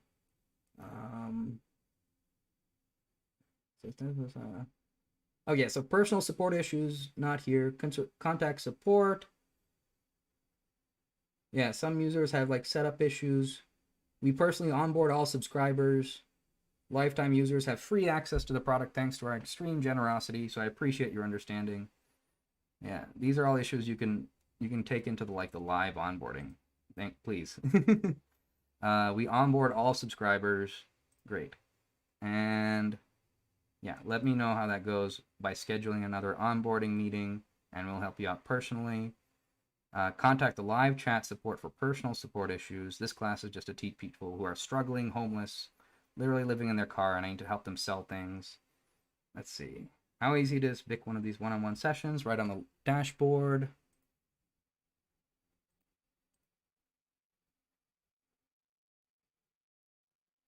Office hours. And all subscribers, we onboard personally all subscribers in step 1. They don't use the product until we teach them how to set everything up personally. That keeps our retention rate very high. Like a churn rate, I think it's like $500 or something a month. And right now the growth rate is like 12,000 a month, which is crazy. That's faster than we were growing last year when we launched. So cool. You can kind of copy what we're doing and basically do well. Okay. Let's see. I think those are all the questions. Oh wait, how can I enable a chatbot to do both voice and text such that someone can fill out a form with voice instead of text? Enable chatbot to do voice and text. Wait, hold on. Fill out a form with voice instead. Oh, the desktop version has a recorder now. Okay. This is not talked about anywhere in our documentation because, like I mentioned, we focus on enterprise-grade solutions. We're now focusing on the SMB market. There will be self-service tutorials, but we personally onboard all customers because this is like a fast way to get to product market fit. And we ended up making a lot of money. Like if you look at our competitors, we make more money than them because we made the right choices. So anyways, this is not in our documentation, but we personally teach all paying customers and they're in step 1 of the setup instructions, how to set up and things like that. So please don't treat this class as a personal support session. I don't have time to personally support thousands of customers in the chat and these classes. What we're doing is we're trying to help people who are really desperate and homeless, living in their car. I'm meeting with someone later today who can only meet with me in their car. And so that's why I rushed with this class. Everyone else has appropriate resources like live chat support. This works in all businesses that's more appropriate. Yeah. I don't have the bandwidth to do that in this class, but you can schedule a call. And then that's why we actually personally meet all customers, is because we were focusing on enterprise grade solutions. So this isn't anywhere in the self-service tutorials or anything like that, but we teach it to customers who need it. So this allows you to record an audio file for a number of seconds and then specify a file name. And it will record that audio file and transcribe it. So it'll describe what's happening in the audio file. And then you can use that plus the GPT-4, the Click, Magic Scraper nodes to enter that into a form, basically. Yeah. So that's possible. Okay, I think that's the last question. All right, guys. Thank you. I'll see you guys next week.